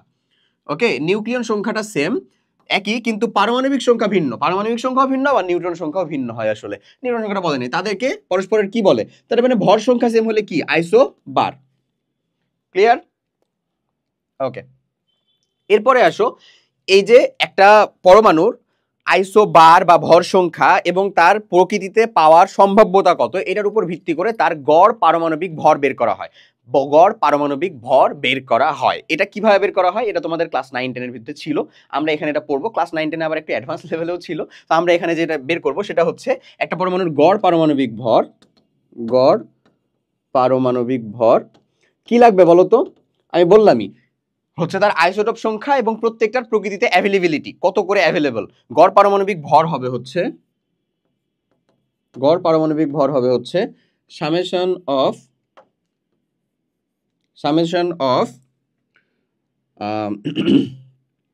সামেশন অফ তাদের ভর গুণ পার্সেন্টেজ, ভর গুণ তার রেসপেক্টিভ পার্সেন্টেজ বাই হচ্ছে 100। এই কাজটা যদি তুমি কমপ্লিট করো তাহলে তুমি হচ্ছে পেয়ে যাবা তার গড় পারমাণবিক ভরটা কত সেটা। ঠিক আছে, যেমন ধরো এখানে বলতেছে তিনটা আইসোটোপের প্রাচুর্য যথাক্রমে A%, 6% এবং C%, এটা হচ্ছে B% ধরে নাও, এবং C%। প্রত্যেকটি পরমাণুর ভর যথাক্রমে M1 AMU, M2 AMU, M3 AMU। মানে A% যেটা, সেটার ভর হচ্ছে AMU, অর্থাৎ M1 AMU এর যেটা ভরের সেটাকে পাওয়া যায় হচ্ছে A%। এই তিনটা পার্সেন্ট যোগ করে অবশ্যই 100 হইতে হবে। M2 কত? B%। M3 কত ভাইয়া? C%। যদি এরকম হয় তাহলে তাদের গড় পারমাণবিক ভরটা কত হবে আসলে বলো তো? A1 M1 plus B1 M2, আচ্ছা A1 তো আর দরকার নাই, AM1, হ্যাঁ AM1 BM2 plus CM3 by হচ্ছে কত পার্সেন্ট আসলে? 100%। ক্লিয়ার কথাটা? এখানকার যেটা উত্তর হবে সেটাই হচ্ছে তার আপেক্ষিক পারমাণবিক ভর, AMU, অ্যাটমিক মাস ইউনিট। ওকে, আমরা করছি এই জিনিস। সো এখান থেকে যদি আমরা একটা কোয়েশ্চেন দেখি তাহলে আশা করি করতে পারবো। প্রকৃতভাবে সৃষ্ট সিলিকনের ওটি আইসোটোপ, মানে ওটি না, তিনটি আসলে আইসোটোপ, সিলিকন এত এত এত, তিনটি নিয়ে, এগুলো কিন্তু তাদের ভরটা দেওয়া 28 29 30 ভরটা দেওয়া। আমরা জানি সিলিকন 14 পারমাণবিক সংখ্যা, তার প্রথম যেটা ভর সেটাই কিন্তু আসলে হচ্ছে কত? 28। তো যাই হোক, 30 গঠিত পারমাণবিক ভর যথাক্রমে এত পার্সেন্ট এত এত, প্রদত্ত তথ্য হতে সিলিকনের ভর নির্ণয় করো। এটা হচ্ছে, এটা হলো যে পরিমাণটা দেওয়া, সে পরিমাণটা হলো আইসোটোপের ভর নিয়ে গঠিত, যার পারমাণবিক ভর যথাক্রমে এখানে কি বলে 28 29 30 নিয়ে গঠিত আইসোটোপ, যেখানে প্রদত্ত তথ্য দিয়ে সিলিকনের ভর নির্ণয় করব। আমরা সিলিকনের এখানে ভর নির্ণয় করব। এই তিনটা হচ্ছে তার অ্যাভেলেবিলিটির পরিমাণ, যে কত করে সেটাকে পাওয়া যায়। ঠিক আছে, কত পার্সেন্টেজ করে সেটা পাওয়া যায়, অ্যাভেলেবিলিটির পরিমাণ। আচ্ছা, তো যেটা বলছিলাম ভাইয়া, যে আমাদের যে কাজটা করতে হবে মেইনলি সেটা হলো যে এটা এখানে বোঝাচ্ছে এমন, এটার ভর পারমাণবিক ভর এমন ব্যাপারটা বলতেছে, বাট এটা আসলে আলটিমেটলি তার প্রকৃতিতে প্রাপ্যতা ব্যাপারটা এরকম। সো এটারটা কত? 28টা হচ্ছে 27.97 এরকম, 29টা হচ্ছে এরকম, এবং 30টা হচ্ছে এরকম। সো আমাদের যেটা কাজ করতে হবে সেটা হচ্ছে সিম্পল অ্যাজ দ্যাট। আমরা করব হচ্ছে সিলিকনের ভর, সিলিকনের আপেক্ষিক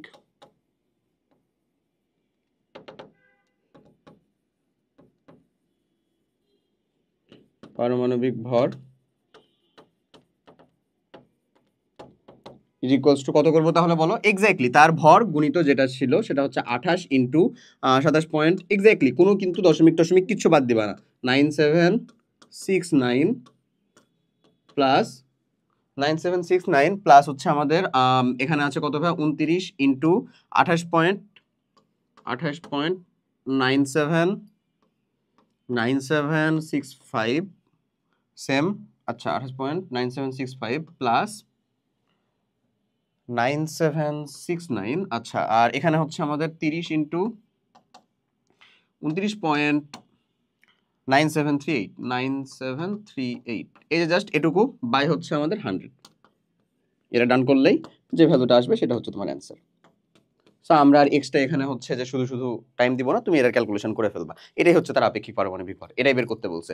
অনেক সময় এমন হয় যে আপেক্ষিক পারমাণবিক ভরটাই দেওয়া, তোমাকে বলছে যে কোনো আরেকটা আইসোটোপের ধরে নাও পার্সেন্টেজটা দেওয়া নাই, হ্যাঁ ওই পার্সেন্টেজটা বের করো, এমনও বলতে পারে। এরকম ম্যাথ কিন্তু তোমাদের 9-10-এ বিশেষ করে ছিল, সো বলতেই পারে, বি কেয়ারফুল, ঠিক আছে? ওকে, তো তাহলে আমরা কিছুই না, আমাদের যেহেতু এই ভ্যালুটা দেওয়া আছে, আপেক্ষিক পারমাণবিক ভর এটা দেওয়া আছে, এখানে যে কোনো একটা ভ্যালু দেওয়া নাই, আমরা আশা করি ক্যালকুলেশন করে উত্তর করতে পারবো এটা। এরপরে চলো আমরা আমাদের আজকের লেকচারের সব থেকে বলতে পারো হচ্ছে সেকেন্ড ইম্পর্টেন্ট, ফার্স্ট ইম্পর্টেন্ট কিন্তু আইসোটোপের ওই পার্টগুলো অবশ্যই, আর তোমার বেসিকটা। এরপরে সেকেন্ড ইম্পর্টেন্ট হচ্ছে রাদারফোর্ড পরমাণু মডেল, সেটা সম্পর্কে একটু বিস্তার আলোচনা করি। অলরেডি টুকটাক আলোচনা করছি, তারপরে এখন আসো বিস্তার আলোচনা করব। বোর পরমাণু মডেল নিয়ে সেকেন্ড পার্টের মধ্যে শুরুতেই বিস্তার আলোচনা করা থাকবে, ব্যাপারটা এরকম। তো চলো রাদারফোর্ড পরমাণু নিয়ে বিস্তার আলোচনা করি। শুরু হয়েছিল কেমনে, ঘটনাগুলো কি ঘটছিল ইন ডিটেলস আমি বলতেছি। তুমি একটা এক্সট্রা কাজ কমপ্লিট করতে পারো, যেটা আমি চাইলে এখানেও দেখাতে পারতাম, বাট আমি হচ্ছে শুধু শুধু এই জিনিসটাকে লেন্দি করতে চাচ্ছি না, এটা তুমি নিজেই করে ফেলবা। সেটা হচ্ছে রাদারফোর্ড পরমাণু মডেল দিয়ে ইউটিউবে সার্চ দিবা, সার্চ দেওয়ার পরে যে অ্যানিমেশন ভিডিওটা আসবে, অ্যানিমেশন আমি আবারও বলি, ওখানে কোনো পড়াশোনা করতে হবে না, অ্যানিমেটেড যে ভিডিওটা সেই ভিডিওটা দেখবা। ইংলিশ দেখো, হিন্দি দেখো, নো প্রবলেম। বাংলাতে ওই কন্টেন্ট কি আছে, যাই হোক আমি বেশ আগে দেখছি, আমার এখন খেয়াল নেই, হয়তো বা বাংলাতেও এখন হয়ে গেছে। যে কোনো একটা দেখে ফেলো, খালি অ্যানিমেটেড একটা ভিডিও দেখে ফেলবা। আমি এটা 9-10-এই তোমাদেরকে দেখে ফেলতে বলি, এখনো বলতেছি আর কি, ক্লিয়ার? ওকে, সো আমাদের যে কাজটা করতে হবে সেটা হলো যে রাদারফোর্ড পরমাণু মডেলের কনসেপ্টটা বুঝতে হবে। আমি তোমাকে বলে দিই ঘটনাগুলা ডিটেলসে, আশা করি তুমি ইনশাল্লাহ এটা হচ্ছে এটার সাথে সম্পূর্ণ মিল পেয়ে যাবা, বুঝছো? তো আমরা সিদ্ধান্তে পরে আসবো, আমরা হচ্ছে আগে রাদারফোর্ড পরমাণু মডেলের ঘটনাটা কি ঘটছিল সেটা একটু ভালো করে বুঝি। আমরা বুঝবো হচ্ছে আগে আমাদের এই পার্টের জায়গাটা, ঠিক আছে? ওকে, রাদারফোর্ড পরমাণু মডেলের ক্ষেত্রে উনি যে কাজটা করলেন রাদারফোর্ড সাহেব, সেটা হচ্ছে আলফা রশ্মি বিচ্ছুরণের মাধ্যমে নিউক্লিয়াস আবিষ্কার করলেন। ইনটোটালে তোমার সামারি হচ্ছে এটা, ইনটোটালে তোমার সামারি হচ্ছে এটা। কি করলেন? আলফা কোণা বিচ্ছুরণ পরীক্ষার মাধ্যমে নিউক্লিয়াসকে নিশ্চয়তা প্রমাণ করলেন বলতে পারো, নিউক্লিয়াস আবিষ্কার করলেন বলতে পারো। জিঙ্ক সালফাইডের পর্দা ব্যবহার করে স্বর্ণের পাতের মধ্যেকার নিউক্লিয়াস আবিষ্কার করলেন। আরো যদি ডিটেলসে বলতে চাও তাহলে আমরা অলরেডি বেশ কিছু কথাবার্তা বলে ফেলতেছি বোধহয়। যে কি বলো, যে আমরা বলতেছি হচ্ছে যে আলফা কোণা বিচ্ছুরণ, আলফা কোণা বিচ্ছুরণ, এই বিচ্ছুরণের জন্য উনি একটা আলফা কোণার উৎস ব্যবহার করেন, এটা হচ্ছে যে রেডিয়াম ব্যবহার করছিলেন আসলে আলফা কোণা বিচ্ছুরণ। ওকে, এমন। তারপরে হচ্ছে 2 নাম্বার যে পার্টটা কাজ করলেন সেটা হচ্ছে আলফা কোণা বিচ্ছুরণের ব্যবস্থা। তারপরে হচ্ছে স্বর্ণের পাত, অ্যারাম পাত যেটা পুরুত্বটা ছিল কত 0.00004 সেন্টিমিটার। ওকে, তারপরে 3 নাম্বার যে পয়েন্টটা ছিল সেটা হচ্ছে জিঙ্ক সালফাইডের পর্দা, জিঙ্ক সালফাইডের ফিল্ম ব্যবহার করলেন। এমন দিয়ে আলটিমেটলি উনি কি করলেন? নিউক্লিয়াস আবিষ্কার করলেন বা নিউক্লিয়াসের অবস্থান নিশ্চিত করলেন এবং আরও বেশ কিছু সিদ্ধান্তে উপনীত হলেন। আমরা সব কিছু ডিটেলসে শিখবো। ঘটনাটা হচ্ছে এই যে দেখো আলফা কোণার একটা উৎস, এই আলফা কোণাটা এইটা দিয়ে উনি পার করতেছেন, কি দিয়ে? ছিদ্রযুক্ত লেড প্লেটের মধ্য দিয়ে পার করতেছিলেন, যেন এটা আসলে ট্র্যাকে রাখা যায়, দ্যাটস ওয়াই। তো লেড প্লেটের মধ্য দিয়ে পার করা হচ্ছিল, লেড প্লেটের মধ্য দিয়ে পার করা ছিল। আর হচ্ছে এই যেটা এটাকে দেখতেছে, এটা হচ্ছে জিঙ্ক সালফাইডের একটা পর্দা, এটার মধ্যে ছিল হচ্ছে আমার এই যে এটা হচ্ছে স্বর্ণের পাত। এখন কথা হচ্ছে কেন স্বর্ণই, হোয়াই অ্যারাম? স্বর্ণ ব্যবহার করার কারণ ছিল হচ্ছে ভাই দুইটা। এই কারণগুলো হচ্ছে অনুধাবন টাইপের কোয়েশ্চেনের মধ্যে বেশি আসে। অনুধাবন তো তোমাকে আসতে পারে যেহেতু, তো তুমি মাথায় রাখবা অ্যারাম কেন, অ্যারাম কেন। একটা হচ্ছে যে নিষ্ক্রিয়তা, এই ধাতুটা কাইন্ড অফ নিষ্ক্রিয়, এটা সহজে বিক্রিয় করে না। নিষ্ক্রিয় তার মানে তুমি যেটা দিয়ে বিক্রিয়া করতে যাচ্ছ ওর যে প্রপার্টি শুধু সেটাই আসবে, ও আবার নতুনভাবে কোনো রাসায়নিক বিক্রিয়া ঘটায় বসবে না। সো দ্যাটস ওয়াই এটা হচ্ছে নিষ্ক্রিয়, প্রথমত এটা একটা কারণ। আর দ্বিতীয় কারণ হচ্ছে ম্যালেবিলিটি মানে কি আসলে? ম্যালেবিলিটি মানে হচ্ছে ধাতুর এমন একটা প্রপার্টি, এটা একটা ধাতুর বৈশিষ্ট্য, কাইন্ড অফ ধাতুর বৈশিষ্ট্য। ম্যালেবিলিটি হচ্ছে তোমার ধাতুর বৈশিষ্ট্য। ম্যালিবিলিটি হচ্ছে ধাতুর এমন একটা বৈশিষ্ট্য যেখানে একটা ধাতুকে তুমি পিটিয়ে পিটিয়ে পিটিয়ে পিটিয়ে পাতলা সরু চুলের থেকে, তোমার চুলের থেকেও সূক্ষ্ম সরু একেবারে পাতলা কমপ্লিট করে ফেলতে পারো। যেমন হচ্ছে এই যে এখানে দেখো কত সেন্টিমিটার ব্যবহার করা হয়েছিল, 0.4 এমন 0.4 মানে 0.00004 সেন্টিমিটার, এরকম হচ্ছে যে এত পাতলা করে টোরে উনি ব্যবহার করছিলেন ওই সময়ের মধ্যে। এমন একটা পাতলা পাত ব্যবহার করছিলেন কেন, যেন একেবারে অ্যাটমিক লেভেলের অ্যাটমটাই বা নিউক্লিয়াসটাই থাকে খালি, এমন লেভেলের পাতলা করছিলেন। এবং এটা স্বর্ণ ছাড়া অন্য যে কোনটাতে পাতলা করতে গেলে দেখবা তুমি যে ওটা আসলে বোধহয় ভেঙে গেছে বা ফেটে গেছে, এরকম একটা ঘটনা ঘটার চান্সেস থাকে। But in case of arum, স্বর্ণের ক্ষেত্রে দেখা যায় এরকম ঘটনাটা ঘটে না, ওটাকে পিটিয়ে পিটিয়ে চাইলে একেবারে পাতলা থিন থিনে একটা পর্দার মতনও তৈরি করে ফেলা যায়। ক্লিয়ার আমার কথাটা? দ্যাটস ওয়াই উনি যেটা কাজ করলেন যে স্বর্ণের পাত ব্যবহার করলেন এই দুইটা কারণে। ওকে, জিঙ্ক সালফাইড ফিল্ম কেন? জিঙ্ক সালফাইড ফিল্মটা হচ্ছে প্রতিপ্রভা সৃষ্টি করার জন্য, প্রতিপ্রভা সৃষ্টির জন্য। প্রতিপ্রভা সৃষ্টি কেন করা দরকার বা কি করা দরকার? এখন ধরো আলফা কণা তুমি বিস্ফোরণ করছো, আলফা কণা স্বর্ণের পাতে লাগতেছে, ওখানেই থেমে যাচ্ছে, পার হয়ে চলে যাচ্ছে, এদিক ওদিক চলে যাচ্ছে না, কি করতেছে আমরা তো কিছুই জানি না কি করতেছে আসলে। তো ওই যে আলফা কণাটা তুমি বিচ্ছুরিত করছো, আলফা কণার পথটাকে ট্র্যাক করার জন্য, ওটা কি এদিকে গেল, সোজা চলে গেল, নাকি ব্যাক চলে আসলো, কি ঘটলো সেটাকে ট্র্যাকে রাখার জন্য জিঙ্ক সালফাইডের একটা ফিল্ম বা পর্দা ব্যবহার করলেন। আলফা কণা যখন যে জিঙ্ক সালফাইডের পর্দায় আঘাত করতো তাহলে ওখানে একটা স্পার্ক তৈরি হইতো। কি তৈরি হতো বলো? স্পার্ক তৈরি হতো। ওই স্পার্কটাকে উনি ট্র্যাকে রাখলেন এবং স্পার্কটাকে ট্র্যাকে রেখেই উনি আসলে এই ট্র্যাকে রাখার জন্য মেনলি জিঙ্ক সালফাইডের পর্দা ব্যবহার করলেন। এখন হোয়াই আলফা কণা? আলফা কণা কারণ এর ভেদনযোগ্যতা অনেক বেশি, ভেদনযোগ্যতা অনেক বেশি, ভেদনযোগ্যতা অনেক বেশি। অনেকগুলা কথাই তুমি বুঝে ফেলছো এবং তুমি আশা করি হচ্ছে যে ওই রাদারফোর্ডের যে টেন্ডেন্সি ছিল ওই টেন্ডেন্সিটার কাছাকাছি কিছুটা যাইতে পারছো। এখন উনি কাজটা কি করলেন? কাজটা করলেন এটাই, ধরে নাও আলফা কোনা বিচ্ছুরণকারী গান আছে, গান দিয়ে তুমি হচ্ছে আলফা কোনা বিচ্ছুরণ করার পরে উনি দেখলেন যে ম্যাক্সিমাম বিচ্ছুরিত কোনাগুলাই ডিরেক্টলি পাস করে যে এটা কি করতেছে, এই যে স্পার্ক ক্রিয়েট করতেছে, ডিরেক্টলি পাস করে যে স্পার্ক ক্রিয়েট করতেছে, ডিরেক্টলি পাস করতেছে এবং যে স্পার্ক ক্রিয়েট করতেছে। এর মধ্যে কিছু সংখ্যক কোনা বেঁকে যাচ্ছে বেঁকে যাচ্ছে বেঁকে যাচ্ছে। প্রথম যে সিদ্ধান্তটা যে ম্যাক্সিমামই যেহেতু পাস করে যে ডিরেক্ট সোজাসুজি পার হয়ে চলে যাচ্ছে, সেটার উপর ভিত্তি করে উনি বললেন যে পরমাণুর অধিকাংশ স্থানই হচ্ছে ফাঁকা, এবং যেটা একটা সাফল্য উনার, পরমাণুর অধিকাংশ স্থানই ফাঁকা, এটা উনি সিদ্ধান্ত নিতে পারলেন যে পরমাণুর অধিকাংশ স্থানই ফাঁকা। আচ্ছা, তারপরে কিছু কোণা এই যে যেমন এখানে বলা আছে মাত্র কয়েকটি, 5টা কোণা মানে আলফা কোণা, কয়েকটি আলফা কোণা তাদের পথ থেকে বেঁকে যায়, কিছু সংখ্যক কোণা যেদিক দিয়ে গেল এই যে দেখো বেঁকে গেছে।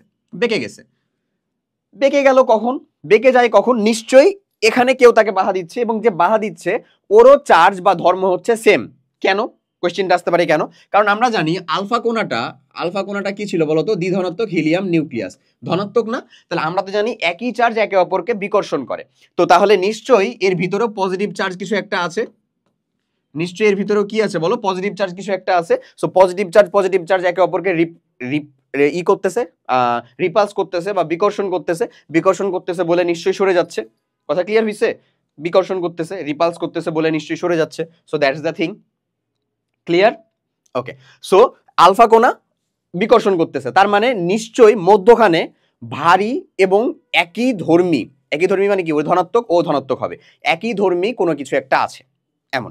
এখন উনি আরেকটা সিদ্ধান্ত দেখলেন যে প্রায় 20,000-এর মধ্যে একটা রশ্মি, খুব কম সংখ্যক রশ্মি, প্রায় 20,000-এর মধ্যে একটা রশ্মি সোজা বিপরীত দিকে ফিরে আসে, এটা আরেকটা তিনি কি দেখলেন? কাইন্ড অফ হচ্ছে যে পর্যবেক্ষণ করলেন। আর এই যে 20,000-এর ভিতরে একটা রশ্মি ফিরে আসতেছে, তার মানে হচ্ছে আসলে এই যে এই রশ্মি যেটা গেল ধরো, এটা ডিরেক্টলি ফিরে চলে আসছে, মানে এটাকে উনি কোনো স্পার্ক ক্রিয়েট করতে দেখছেন না। যখন এরকম একটা ঘটলো তখন উনি বললেন তার মানে নিশ্চয়ই ভারী কোনো বস্তুকণা আছে, কারণ আলফা কোণার ভর তো কম না, নিশ্চয়ই ভারী কোনো একটা বস্তুকণা, মানে পরমাণুর যতটা ভর সম্পূর্ণ নিশ্চয়ই হচ্ছে যে একটা জায়গার ভিতরে কেন্দ্রীভূত এবং সেখানে কোনো একটা ধনাত্মক চার্জ আছে। সেই জিনিসটারই উনি নামকরণ করলেন নিউক্লিয়াস। ওটাই হচ্ছে প্রোটন, যেহেতু নিউক্লিয়াসের ভিতরেই থাকে ধনাত্মক চার্জযুক্ত বস্তু, ওটাই হচ্ছে প্রোটন, এবং এটাই হচ্ছে উনার যে মডেল, সৌর মডেল বা রাদারফোর্ডের যে মডেল, সেই মডেলের সব থেকে বেশি বড় একটা সার্থকতা। ক্লিয়ার? এবার চলো আমরা তাদের সার্থকতার কথা বুঝবো। আশা করি তুমি কনসেপ্টটা বুঝতে পারছো যে উনি আসলে কি করছে, কেন কোন কয়টা জিনিস ব্যবহার করছে, কেন হচ্ছে আলফা কোণা ব্যবহার করছে, কেন হচ্ছে আমাদের ওই কি বলে যে স্বর্ণের পাত ব্যবহার করছে, কেন স্বর্ণের পাতের পুরুত্ব কেন কমাইছে, তারপর হচ্ছে জিঙ্ক সালফাইডের পর্দা কেন ব্যবহার করছে, এবং পর্দা ব্যবহার করার পর ওই পর্যবেক্ষণগুলা কি কি পাইছে? 3টা পাইছে। একটা কোণা ডিরেক্ট পাস করে চলে যায়, একটা কোণা কিছু আছে, কিছু কোণা পাস করতে যে বেঁকে যায়, কিছু একটা কোণা 20,000-এর ভিতরে একটা ডিরেক্ট ব্যাক আসে, ওটা পাস করতেই পারে না। এই হচ্ছে তিনটা সিদ্ধান্ত, তিনটা সিদ্ধান্তের উপরে তিনটা হচ্ছে কি দিলেন, সরি তিনটা পর্যবেক্ষণের উপরে তিনটা সিদ্ধান্ত দিলেন। পরমাণুর কেন্দ্রস্থলে নিউক্লিয়াস থাকে, এটা হচ্ছে কি 20,000-এ যে একটা কোণা সেটা দিয়ে, এবং এটাই যেহেতু সব থেকে বড় সার্থকতা ছিল, দ্যাটস এটাকে সব থেকে আগে লেখা, যার মধ্যে পরমাণুর সমস্ত ভর সঞ্চিত থাকে। ওকে, এটা হচ্ছে তার সিদ্ধান্ত সমূহ এবং সার্থকতাও তার সিদ্ধান্ত সমূহ।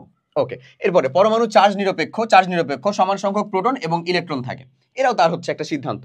এরপরে সৌরজগতের সূর্যের নেই, এটা কিন্তু তার সার্থকতা না, এই যে এটাই কিন্তু তার সার্থকতা না, কারণ এখানে এটা একটা সীমাবদ্ধতা আবার, সো ওইটা তার সার্থকতা, ওই জন্য আমি এটা লিখে দিছি, ঠিক আছে। এটা হচ্ছে তার সার্থকতা, এটাও লিখে দিলাম আমি। হ্যাঁ, সার্থকতা। উনার সিদ্ধান্ত, গৃহীত সিদ্ধান্তের ভিতরে একটা ছিল যে সৌরজগতে যেমন এই যে একটা কেন্দ্র, এই যে একটা উপগ্রহকে কেন্দ্র করে যে আমাদের ইয়ারা ঘুরন্ত অবস্থায় আছে, হ্যাঁ, এই যে কারা গ্রহ উপগ্রহগুলা যে ঘুরন্ত অবস্থায় আছে কোন একটা নক্ষত্রকে কেন্দ্র করে, তো ঠিক ইলেকট্রনটাও এই অবস্থাতেই আছে, যেখানে আমার কোনো একটা ইলেকট্রন প্রোটন নিউক্লিয়াসকে কেন্দ্র করে এই যে ইলেকট্রনগুলা এরকম ভাবে ঘুরতেছে। উনি চারিদিকে ঘূর্ণায়মান গ্রহের মতো নিউক্লিয়াসের চারদিকে ইলেকট্রন ঘূর্ণায়মান থাকে, তখন নিউক্লিয়ার এবং নিউক্লিয়ার মধ্যকার স্থির বৈদ্যুতিক আকর্ষণ বল ও ঘূর্ণায়মান ইলেকট্রন কেন্দ্রমুখী যে বিকর্ষণ বল, সেই দুইটা সমান থাকে, এই দুইটা বললেন। মানে একটা নিউক্লিয়াসের মধ্যে যে আকর্ষণ বল, নিউক্লিয়াস এবং প্রোটনের মধ্যে যে আকর্ষণ বল এবং মধ্যকার স্থির বৈদ্যুতিক আকর্ষণ বল এবং ঘূর্ণায়মান ইলেকট্রনের কেন্দ্র, একটা ইলেকট্রন যে ঘুরতেছে এখানে তার অবশ্যই কেন্দ্র বিমুখী বল আছে একটা, এই দুইটা সমান থাকে বলে সেখানে স্থির থাকে, এই কথাটা উনি বললেন। কিন্তু স্টিল উনি বললেন যে আসলে সৌরজগৎ বা ভূমণ্ডলের মতন অস্থায়ীভাবে ঘোরাফেরা করতেছে, মানে এখানে উনি আসলে অরবিট বা অরবিটাল সম্পর্কে কোনো স্বচ্ছ ধারণা দিলেন না যে ইলেকট্রন এক্স্যাক্টলি কোথায় আছে। এই ধারণাটাই উৎকর্ষ সাধন করেন সর্বপ্রথম কে, আমাদের বোর সাহেব। ওকে, আচ্ছা, তো চলে আসো তাহলে, এটা হচ্ছে তার কথাবার্তা। এখন ডিরেক্ট চলে আসছে তার সীমাবদ্ধতাগুলা আমাদের কিন্তু এগুলাই সব থেকে বেশি লাগবে। সার্থকতা কি, সীমাবদ্ধতা কি, তাহলে বলো ভাই সার্থকতা জিনিসটা এখান থেকে ওনার কি কি। উনি দেখলেন পরমাণুর অধিকাংশ স্থানই ফাঁকা, তুমি যদি এক লাইনে এটাকে লিখে ফেলো পরমাণুর অধিকাংশ স্থানই ফাঁকা, হবে না এমন বলছি না, বাট না লেখাটা বেটার, আমার কথা বুঝছো, হবে না এমন বলতেছি না, না লেখাটা বেটার। একটা পয়েন্ট করে লিখবা সার্থকতা, যেহেতু তোমাকে গ নাম্বার বা ঘ নাম্বারে যদি দেয় তাহলে তো অবশ্যই কোয়েশ্চেনের মানে ওয়েটটাও একটু ম্যাটার করে, ঠিক আছে।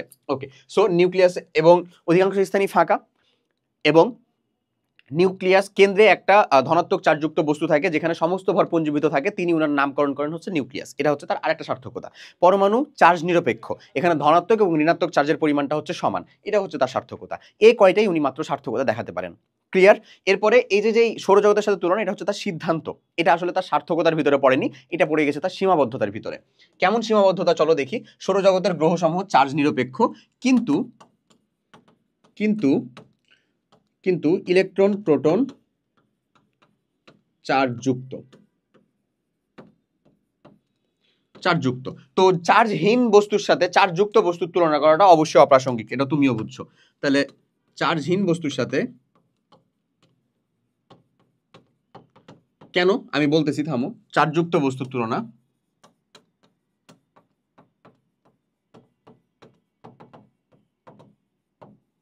অপ্রাসঙ্গিক।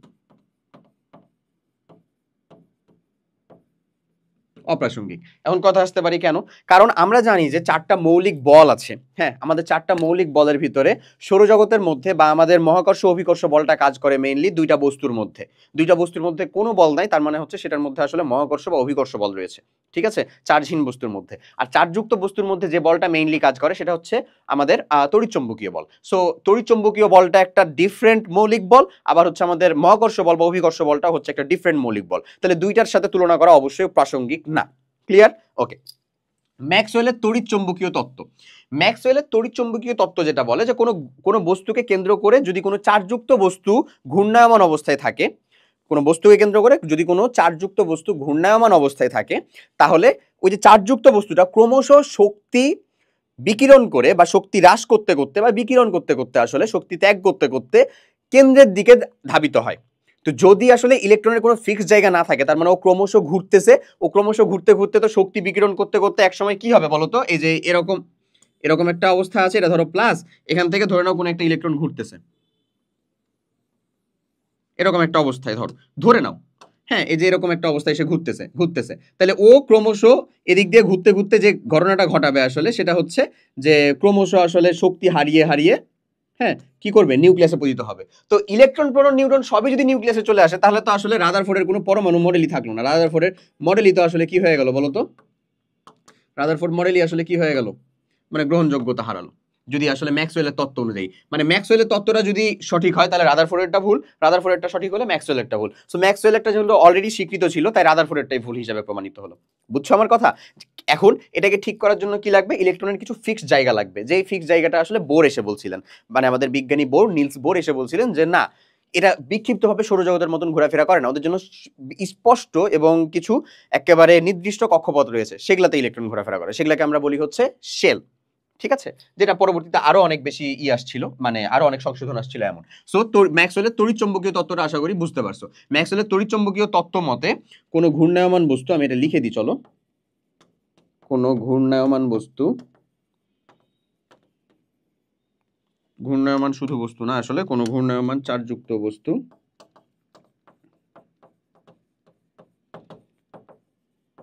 ক্রমশ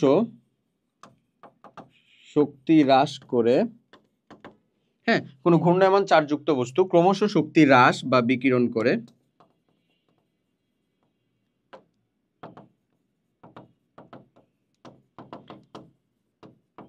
কেন্দ্রে আপতিত হয়। বুঝছো কথাটা? কি হয়, কেন্দ্রে আপতিত হয়। এখন যদি তাই হয় তাহলে ইলেকট্রন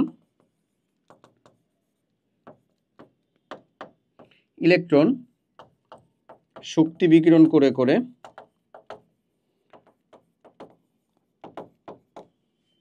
করতে করতে কোথায় চলে আসবে বলো, নিউক্লিয়াসে চলে আসবে, নিউক্লিয়াসে চলে আসবে, যা সম্ভব না,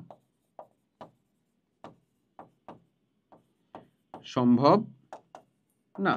ক্লিয়ার? তার মানে যদি রাদারফোর্ড ঠিক হয় তাহলে বোর মানে ম্যাক্সওয়েল ভুল, ম্যাক্সওয়েল ঠিক হলে রাদারফোর্ড ভুল। আলটিমেটলি ম্যাক্সওয়েলটা যেহেতু অলরেডি স্বীকৃতি ছিল তার মানে হচ্ছে রাদারফোর্ডই নিশ্চয়ই ভুল বলছেন এমন। তারপরে হাইড্রোজেন বর্ণালীর ব্যাখ্যা, মানে শক্তির বিকিরণ, লিখে দিচ্ছি আমি, শক্তির বিকিরণ বা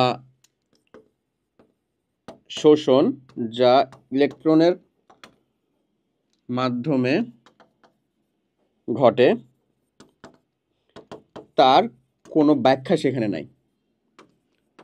উনি তো কক্ষপথ সম্পর্কেই ধারণা দিতে পারে না, তার শক্তির বিকিরণ কেমনে ব্যাখ্যা দিবে বলো তো, কোনো ব্যাখ্যা সেখানে নাই। এই এমন। ক্লিয়ার?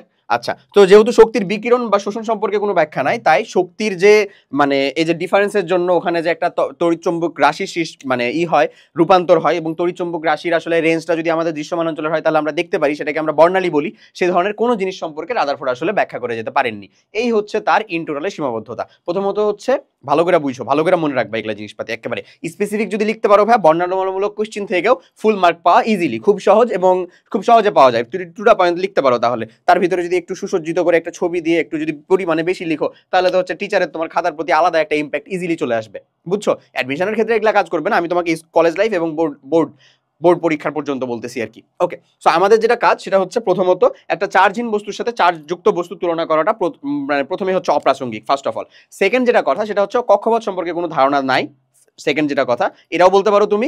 আবার কেউ যদি বলে যে আমি ম্যাক্সওয়েলের তত্ত্বটাই খালি বলে দিব, তাও এটা কিন্তু কক্ষপথেরটাই হয়ে যায়। আবার কেউ যদি চায় যে আমি কক্ষপথেরটা আলাদা করে দিব, ম্যাক্সওয়েলেরটা আলাদা করে দিব, নো প্রবলেম, সে বাড়াতে পারে। ওকে, তারপরে বলবা যে আসলে আমাদের যে সৌরজগতের বস্তু, সেই সৌরজগতের গ্রহ উপগ্রহগুলোর মধ্যে বা গ্রহ নক্ষত্র উপগ্রহগুলোর মধ্যে কোন বলটা কাজ করে, মহাকর্ষ বা অভিকর্ষ বলটা কাজ করে। কিন্তু আমাদের যেই আমাদের যে চার্জযুক্ত বস্তুগুলো রয়েছে যেমন ইলেকট্রন প্রোটন, তাদের ভিতরে যে বলটা কাজ করে সেটা হচ্ছে তড়িৎচুম্বক বল। তো অবশ্যই দুইটা বলের মধ্যে তুলনা করাটা প্রাসঙ্গিক না, ঠিক আছে, ইররিলেভেন্ট।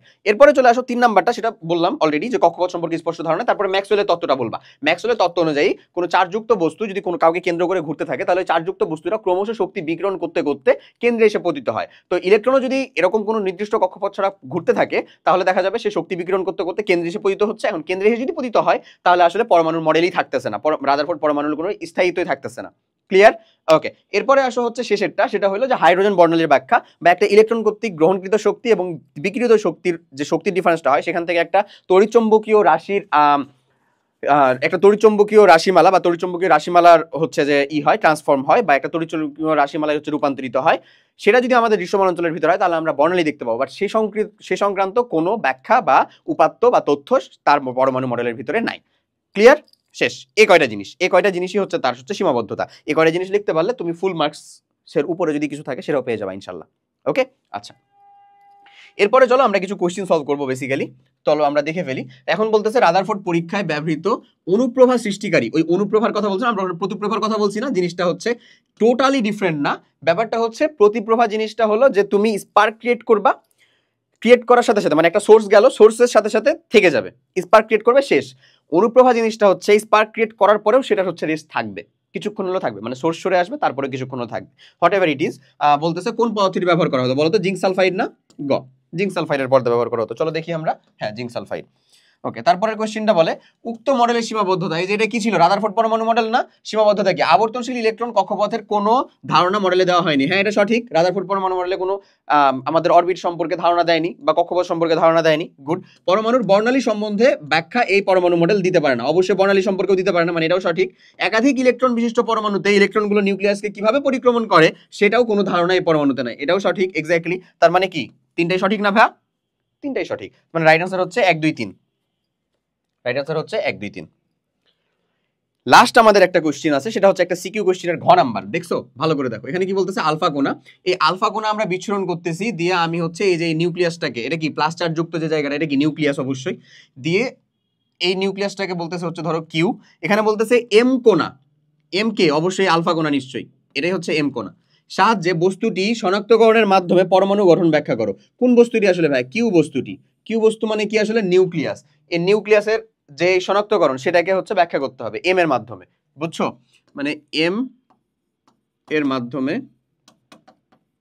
মানে আলফা কোণার মাধ্যমে, আলফা কোণার মাধ্যমে নিউক্লিয়াস শনাক্তকরণ, নিউক্লিয়াস শনাক্তকরণ। ওকে, আলফা কোণের মাধ্যমে নিউক্লিয়াস শনাক্তকরণ, এটা কাজ করতে হবে। আলফা কোণের মাধ্যমে নিউক্লিয়াস শনাক্তকরণের যে ইস্যুটা, সেটা কি রাদারফোর্ড পরমাণু মডেল না? কিভাবে করছিল? যা যা করছিল তাই ব্যাখ্যা করে দিলেই হলো। রাদারফোর্ড পরমাণু মডেল, যেটা অলরেডি আমরা বলে দিছি, রাদারফোর্ড পরমাণু মডেল। ক্লিয়ার? এটা অলরেডি আমাদের ডান। ডান। সেই পার্টটুকু পর্যন্তই ছিল হচ্ছে তোমাদের ফার্স্ট পার্টের অংশ, আর আশা করি কিছু নাই। এই ফার্স্ট পার্টের অংশের ভিতরে আমরা যা যা শিখলাম তার প্রয়োজনে হচ্ছে লেকচার ম্যাটেরিয়াল থেকে ডিটেলস নিবা, নিজের ক্লাস কমপ্লিট করতেছো, প্রয়োজনে যদি কোনো অংশ বা কোনো পার্টটা না বুঝে থাকো সেটাকে আবার কমপ্লিট করবা। হ্যাঁ, এতটুকুই বলবো, কমপ্লিট করতে থাকো। সেকেন্ড পার্টের মধ্যে অবভিয়াসলি দেখা হবে। আমরা যতটা পারি কম্প্যাক্ট আকারেই ডিপ ইন ডিটেলস, কোনো কিছু আমরা বাদ দিব না ইনশাল্লাহ, বলা যেতে পারে ডিপ ইন ডিটেলস কমপ্লিট করবো। তোমার কাজটা থাকবে হচ্ছে যে চ্যাপ্টার হোক তোমার, তুমি সেটা হচ্ছে এসএসসির পরে শুরু করো, বা এইচএসসি শুরু হচ্ছে তোমার, মানে এইচএসসি শুরু হচ্ছে বলতে ধরো কলেজ লাইফ শুরু হচ্ছে, তখন থেকে কমপ্লিট করা শুরু করো, নো প্রবলেম। যখন থেকে কমপ্লিট করা শুরু করো না কেন, একেবারে টোটালে কমপ্লিট করবা, এটা হচ্ছে তোমার টার্গেট, এবং নিজে নোট করে কমপ্লিট করবা। ভাই আমি তোমাদের জন্য একটাই খালি সাজেশন দিব যে please do it your self. তুমি পাবা তো অবশ্যই, ম্যাটেরিয়াল আমরা রেখে কি করবো, তোমাদেরকে দিব, কোনো সমস্যা নাই। হ্যাঁ, তারপরেও নিজে নোট করো, নিজে নোট করো, এটা অনেক কাজে লাগে। আমি এখনো যখন তোমাকে পড়াই তখন অবভিয়াসলি কোনো একটা কিছুতে প্রবলেম থাকলে আমি নিজে তো প্রথমে শেখার চেষ্টা করি, সেটা শিখে আসি, কিন্তু আমার টার্গেট থাকে আমি অন্তত আমার নোটে যা যা করছি সেটার কোনো একটা এলিমেন্ট তোমাকে বাদ দিব না, সব কিছু হচ্ছে দেখাবো। ইভেন আমার কাছে এখনো হচ্ছে নোটের একটা স্তূপ আছে যেটা আমার নিজের করা। নিজে নোট করো, অনেক বেশি কাজে লাগে এটা। নিজের নোট থাকা মানে হচ্ছে আসলে তোমার লিটারেলি এক্সামের আগের রাতে একটা আলাদা ভরসার জায়গা থাকা যে তুমি পারবা, বিলিভ মি, আসলে এটা হয়। সো এটাই বলতেছি, নিজে নোটটা কমপ্লিট করো ভাইয়া, ঠিক আছে? ডু ইট ইয়োর সেলফ, নিজে নোট কমপ্লিট করো। এবং যারা এখন পর্যন্ত শেষ পর্যন্ত দেখতেছো তাদেরকে অবভিয়াসলি থ্যাংক ইউ। যেটা হোমওয়ার্ক দেওয়া বা বাসার কাজ দেওয়া সেগুলো অবভিয়াসলি কমপ্লিট করে তোমরা আমাদের হার্গেস্টাইন যে ফ্যামিলি গ্রুপটা আছে সেই গ্রুপের ভিতরে পোস্টাতে পারো, ঠিক আছে? আমি অবভিয়াসলি দেখবো, প্রয়োজনে মেনশন করে দিবা, আমি দেখবো অবশ্যই। এছাড়াও যদি আসলে মানে কোনো প্রবলেম ফেস করো, ডিরেক্ট গ্রুপে না প্রবলেম হয়, তুমি ডিরেক্ট আমাকে ইনবক্সে বলতে পারো, হয়তো একটু লেট হবে, বাট অবভিয়াসলি আমি চেষ্টা করবো হচ্ছে তোমাকে রিচ করার, ঠিক আছে? এই হচ্ছে টোটাল কথাবার্তা। সো একাডেমিক লাইফে অনেক কথাবার্তা, অনেক আজকে ছিল হচ্ছে লিটারালি প্রিলিমিনারি জিনিসপত্র। কিছু কিছু জিনিসপত্র অবভিয়াসলি নতুন ছিল, নতুন অ্যাপ্রোচ ছিল, যেটা যেখানে যেরকমভাবে ছিল সেরকমভাবে কমপ্লিট করো। তোমার কাছে মনে হচ্ছে আসলে এখন যে ভাই আলহামদুলিল্লাহ যা পড়াইছেন তা তো বুঝতেছি, আমিও খুশি যে তুমি বুঝতেছো, আমি নিজেও বুঝাতে পারছি, তোমার সাথে আমার একটা সিনক্রোনাইজেশন হচ্ছে। বাট বিলিভ মি ভাইয়া, হুট করেই দেখবা যে এটা এত ড্রামাটিক্যালি জিনিসপাতি চেঞ্জ হওয়া শুরু করছে, এবং এক কেমিস্ট্রি নিয়ে তুমি চিন্তা করতেছো, তোমার আসলে পিসি এমবি আছে, প্রত্যেকটার 2টা করে পার্ট আছে, তার উপরে আবার নতুন নতুন টপিক আসবে, নতুন নতুন জিনিসপত্র আসবে, পরের লেকচারের ভিতরে নতুন জিনিসপাতি আসবে, কোয়ান্টাম সংখ্যা, মেলা কিছু। আমি এখনই তোমাকে কোনো কিছু আসলে ডিমোটিভেট করতে চাচ্ছি না, বরঞ্চ আমি তোমাকে মোটিভেটেড রাখতে চাচ্ছি যে এই যে দেখো নতুন জিনিস না, আমরা চেষ্টা করবো হচ্ছে তোমাকে এরকম ভাবে একেবারে একটা পিক পর্যায়ে পৌঁছে দেওয়ার, যে তোমার অপটিমাম ক্যাপাসিটি যেন প্রত্যেক দিনই আসলে ইনক্রিজ করে। তুমি নতুন জিনিস শিখতেছো, তারপরে যেন তোমার ভিতরে আসলে কোনো প্রকার একঘেয়েমিতা না চলে আসে, তুমি যেন কমপ্লিট করতে পারো। সো ওভারঅল অনেক কথাবার্তা হলো আজকের, এই কথাবার্তাগুলোর মধ্যে নির্দেশনামূলক অনেক কথাবার্তা ছিল, কন্টেন্টও আশা করি যতটা প্রয়োজন ছিল ততটা মতন তোমাকে দেখানো গেছে। আশা করি সবাই ক্লাসটা অনেক ভালো মতন বুঝতে পারছো। তো সবাইকে অনেক অনেক ধন্যবাদ, দেখা হবে আবার পরের পার্টটার মধ্যে। আল্লাহ হাফেজ, আসসালামু আলাইকুম।